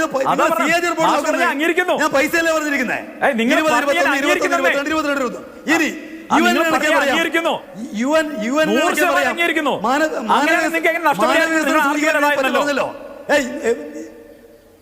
അങ്ങനെയാണെങ്കിൽ നിങ്ങൾക്ക് എങ്ങനെ നഷ്ടപരിഹാരത്തിന് അർഹതയുണ്ട്? അല്ല, ഇപ്പൊ GST അതൊക്കെ അവസാനിച്ച കാര്യമാണ്. പറയൂ, ശിവപ്രകാശ് മാസ്റ്റർ പറയൂ. മണ്ടത്തരവാ പറയുന്നത്, മണ്ടത്തരമാണ് പറയുന്നത്, അതാ പറയുന്നത്. ജനങ്ങൾ കേൾക്കുന്നില്ലേ? മനസ്സിലാക്കണ്ടേ? കിട്ടാനുള്ള നിങ്ങൾ മാത്രം നിങ്ങൾ കണക്കിനെ പറ്റി വലിയ ബോധ്യമുള്ള ആള്. ഞാൻ MA എക്കണോമിക്സുകാരനാണ്, എനിക്ക് ഒന്നും കൂട്ടാൻ അറിയില്ല. ആയിക്കോട്ടെ, ഞാൻ സമ്മതിച്ചു. ഇവിടെ നിങ്ങൾ പബ്ലിക് അക്കൗണ്ട് പിന്നെ ട്രഷറിയിലെ 12,925 കോടി രൂപ കേരളത്തിലെ കടമാണെന്ന് കണക്കാക്കിയവരല്ലേ നിങ്ങൾ? ഏതെല്ലാം മേഖലക്കകത്ത് കേരളത്തിൽ തരാനുള്ള പണം നിങ്ങൾ തരാതിരിക്കുന്നുണ്ട്? കേരളം ഇപ്പോ നിങ്ങൾ പറഞ്ഞല്ലോ മാനവ വികസന സൂചിക നരേന്ദ്രമോദി വന്നതിന് നമ്മളെ കണക്ക് UN പറഞ്ഞല്ലോ. അതാണ് ഏറ്റവും ആധികാരിക കണക്ക്. നരേന്ദ്രമോദി വരുന്ന കണക്ക് പറയാം. നരേന്ദ്രമോദി വരുമ്പോ 130 ഇന്ത്യയുടെ സ്ഥാനം, ഇപ്പോ 132. ഹാപ്പിനെസ് ഇൻഡെക്സ് നരേന്ദ്രമോദി വരുമ്പോ 117, ഇപ്പൊ 126. സ്ത്രീ സുരക്ഷ മോഡി വരുമ്പോ 131, ഇപ്പോ 148. നമ്മുടെ പിന്നെ വിശപ്പ് പട്ടിക നരേന്ദ്രമോദി വരുമ്പോ 92, ഇപ്പൊ 111. കേരളം മോശം, ഇന്ത്യ നല്ലത്, ഇതല്ലേ നിങ്ങൾ പറഞ്ഞുകൊണ്ടിരിക്കുന്നത്? ഇവിടെ വളരെ വ്യക്തമായിട്ടൊരു കാര്യം ഞാൻ പറയാം. ഇവിടെ LDF ഗവൺമെന്റ് വന്നതിന് ശേഷം ഞാൻ ചോദിക്കട്ടെ, കേവല ദാരിദ്ര്യ നിർമ്മാർജ്ജനം 2016 അല്ല 2016 കേരളമുണ്ടോ? ഈ ദാരിദ്ര്യ നിർമ്മാർജ്ജനത്തിൽ ഇല്ലല്ലോ. ഇന്ത്യയിൽ ആദ്യമായിട്ട് 2016 വന്നിരിക്കുന്നു കേരളം ഈ പറയുന്ന പട്ടികയിൽ. ഇന്ത്യ ആദ്യമായിട്ട് കേരളം ഈ ലോകത്തിന്റെ ചരിത്രത്തിൽ ആദ്യമായിട്ട് സ്റ്റാർട്ടപ്പിൽ ഒന്നാമത് വന്നിരിക്കുന്നു. ഇപ്പോഴാണ് 5 ലക്ഷം പേർക്ക് വീടുണ്ടാക്കി കൊടുത്തിരിക്കുന്നു ഇന്ത്യയിൽ ആദ്യമായിട്ട് കേരളം. ഇപ്പോഴും വന്നതാണ്. 62 ലക്ഷം പേർക്ക് പെൻഷൻ കൊടുക്കുന്നു കേരളം. ഇന്ത്യയിൽ ആദ്യമായിട്ടുള്ളതാണ്. 1,600 രൂപ കൊടുക്കുന്ന ഒറ്റ സ്റ്റേറ്റേ ഉള്ളൂ കേരളം. അത് ഇപ്പോ കേരളത്തിലെ അത് നേരത്തെ ക്ഷേമ പരിപാടികൾ അതുപോലെ തന്നെ മാനവ വിഭവ സൂചികയിലെ മുന്നേറ്റമാണല്ലോ. അവസാനത്തെ മിനിറ്റാണ്, കൂട്ടിച്ചേർക്കാനുള്ളവർക്കൊക്കെ കൂട്ടിച്ചേർക്കാം. എന്റെ ചോദ്യം ശ്രീ നൌഷാദ് അലി, ഇതിന്റെ ഷെഡ്യൂൾ പോലും ആയിട്ടില്ല, തീരുമാനിച്ചിട്ടേ ഉള്ളൂ നടത്തണമെന്ന്. അപ്പോൾ എങ്ങനെയാണ് ഇതിന്റെ ഫണ്ടിങ്? മുഴുവനും സ്പോൺസർഷിപ്പ് ആണോ? തുടങ്ങിയ കാര്യങ്ങൾ അറിഞ്ഞതിന് ശേഷം മാത്രമേ കോൺഗ്രസ് ഒരു നിലപാട് സ്വീകരിക്കുകയുള്ളൂ, അതോ ഇപ്പോൾ തന്നെ ഇത് വേണ്ട എന്നുള്ള നിലപാട് സ്വീകരിക്കുമോ? അല്ല, ഞങ്ങളെ കാഴ്ചപ്പാട് അഭിലാഷ്, നമ്മുടെ കേരളത്തെ സംബന്ധിച്ചിടത്തോളം നമ്മുടെ സംസ്ഥാനത്തെ മോശമാക്കാനുള്ളൊരു നീക്കത്തോട് ഒരിക്കലും നമുക്ക് യോജിക്കാൻ കഴിയില്ല. ഇത് ജനാധിപത്യ ഉത്ബുദ്ധതയും രാഷ്ട്രീയ പ്രബുദ്ധതയും സയന്റിഫിക് ടെമ്പർ എന്ന ഭരണഘടനാപരമായ മൗലിക കടമയോട് ഏറ്റവും അധികം ഇന്ത്യയിൽ നീതി പുലർത്തുകയും ചെയ്യുന്ന ഒരു സംസ്ഥാനമാണ്. അതിനകത്തൊന്നും തർക്കമില്ല. പക്ഷേ നമ്മുടെ സംസ്ഥാനത്തിൻ്റെ ഗുരുതരമായ സാമ്പത്തിക പ്രതിസന്ധി പരിഹരിക്കാൻ ചില കായകൽപ്പ ചികിത്സകൾ ഈ സംസ്ഥാനത്തിന് ആവശ്യമായൊരു നേരമാണ്. ഞാനിപ്പോൾ നിങ്ങളുടെ GST വകുപ്പ് പറഞ്ഞല്ലോ, ഈ GST വകുപ്പിൽ 450-ലധികം തസ്തികകൾ വെട്ടിക്കുറച്ചുകൊണ്ട് ചെലവ് ചുരുക്കലിൻ്റെയും അധിക വിന്യാസത്തിൻ്റെ ജോലിഭാരത്തിൻ്റെയൊക്കെ അധിക വിന്യാസത്തിൻ്റെയൊക്കെ ചില മാതൃകകളൊക്കെ ആ വകുപ്പിൽ ഉണ്ടായിട്ടുണ്ട്. ഇത്തരത്തിലൊക്കെയുള്ള പലതരത്തിലുള്ള നടപടികളിലൂടെ നമ്മുടെ സംസ്ഥാനം മുന്നോട്ട് പോകേണ്ടതുണ്ട്. അതിന് വളരെയധികം ചില എതിർപ്പുകളൊക്കെ ക്ഷണിച്ചു വരുത്തുന്ന ചില നടപടികൾ മുന്നോട്ട് വെക്കേണ്ടതുണ്ട്. അതൊക്കെ വെക്കാൻ ഇച്ഛാശക്തിയുള്ളൊരു ഭരണകൂടവും ഭരണാധികാരിയും ഒക്കെയാണ് കേരളത്തിൽ ഉണ്ടാകേണ്ടത്. എന്നാൽ നിർഭാഗ്യവശാൽ ഇതൊന്നും ചിന്തിക്കുന്നതിന് പകരം എങ്ങനെ തങ്ങളുടെ ധൂർത്ത് അധികരിപ്പിക്കാമെന്ന് മാത്രം നമ്മൾ തീർത്തും നിരാശരാവുകയാണ്. എന്തെങ്കിലും പറയാനുണ്ടെങ്കിൽ ഇപ്പൊ പറയാം. ഇവിടെ ശ്രീ പ്രകാശൻ പറഞ്ഞത് ഞാൻ പൂർണ്ണമായിട്ട് പ്രകാശൻ പറഞ്ഞ പൂർണ്ണമായിട്ട് അംഗീകരിക്കുകയാണ്. അതായത് GST-യിൽ 22% വർധനവുണ്ട് എന്ന് അദ്ദേഹം പറഞ്ഞു. നികുതി പിരിവിൽ 22% വർധനമുണ്ടെന്ന് പറഞ്ഞു. അപ്പോൾ CPM-ന്റെ ആർഗ്യുമെന്റിനെ തന്നെ കോൺട്രഡിക്ട് ചെയ്യുകയാണ് പ്രകാശൻ ചെയ്തത്. കാരണം CPM പറഞ്ഞിരുന്നത് GST നഷ്ടപരിഹാരം കിട്ടാനുണ്ടെന്നാണ് പ്രകാശൻ മാഷ് അടക്കമുള്ളവർ ചർച്ചയിൽ വന്ന് പറഞ്ഞിരുന്നത്. GST നഷ്ടപരിഹാരം എപ്പോഴാണ് കിട്ടുന്നത്? വളർച്ചയിൽ GST പിരിവിൽ 14% കുറവാണ് വളർച്ചയെങ്കിൽ മാത്രമാണ് GST നഷ്ടപരിഹാരത്തിന് അർഹതയുള്ളത്. അത് മറന്നുകൊണ്ട്, അത് അറിയാത്തത് കൊണ്ട് ഇവിടെ വന്ന് ഞങ്ങൾക്ക് 22% വളർച്ചയുണ്ട്, പിന്നെ നിങ്ങളുടെ നഷ്ടപരിഹാരം വേണമെന്നുള്ള ആർഗ്യുമെന്റ് നിലനിൽക്കില്ല. കാരണം GST നിയമത്തിനെതിരാണ് നിങ്ങൾ പറയുന്നത്. നിങ്ങളടക്കം കൈയടിച്ച് പാസ്സാക്കിയുള്ള വാർഷിക വളർച്ചയെങ്കിൽ മാത്രമാണ് നഷ്ടപരിഹാരത്തിന് അർഹതയുള്ളത്. അപ്പൊ വെറുതെ വിവരക്കേട് പറയുന്നത്. ഞാൻ പറഞ്ഞത് കേരളത്തിന്റെ നികുതി വരുമാന വർധനയെ സംബന്ധിച്ചാണ്, GST-യെ സംബന്ധിച്ചല്ല. GST കോമ്പൻസേഷൻ ഈ കഴിഞ്ഞ ജൂൺ മുതൽ നിർത്തി എന്നുള്ളത് എല്ലാവർക്കും അറിയുന്ന കാര്യമാണ്. നമുക്ക് GST അഭിപ്രായമാണ്. നിങ്ങൾ സമ്മതിച്ചിട്ടുള്ള ദേശീയമേല സമ്മതിച്ചിട്ടുള്ള കാര്യമാണ്.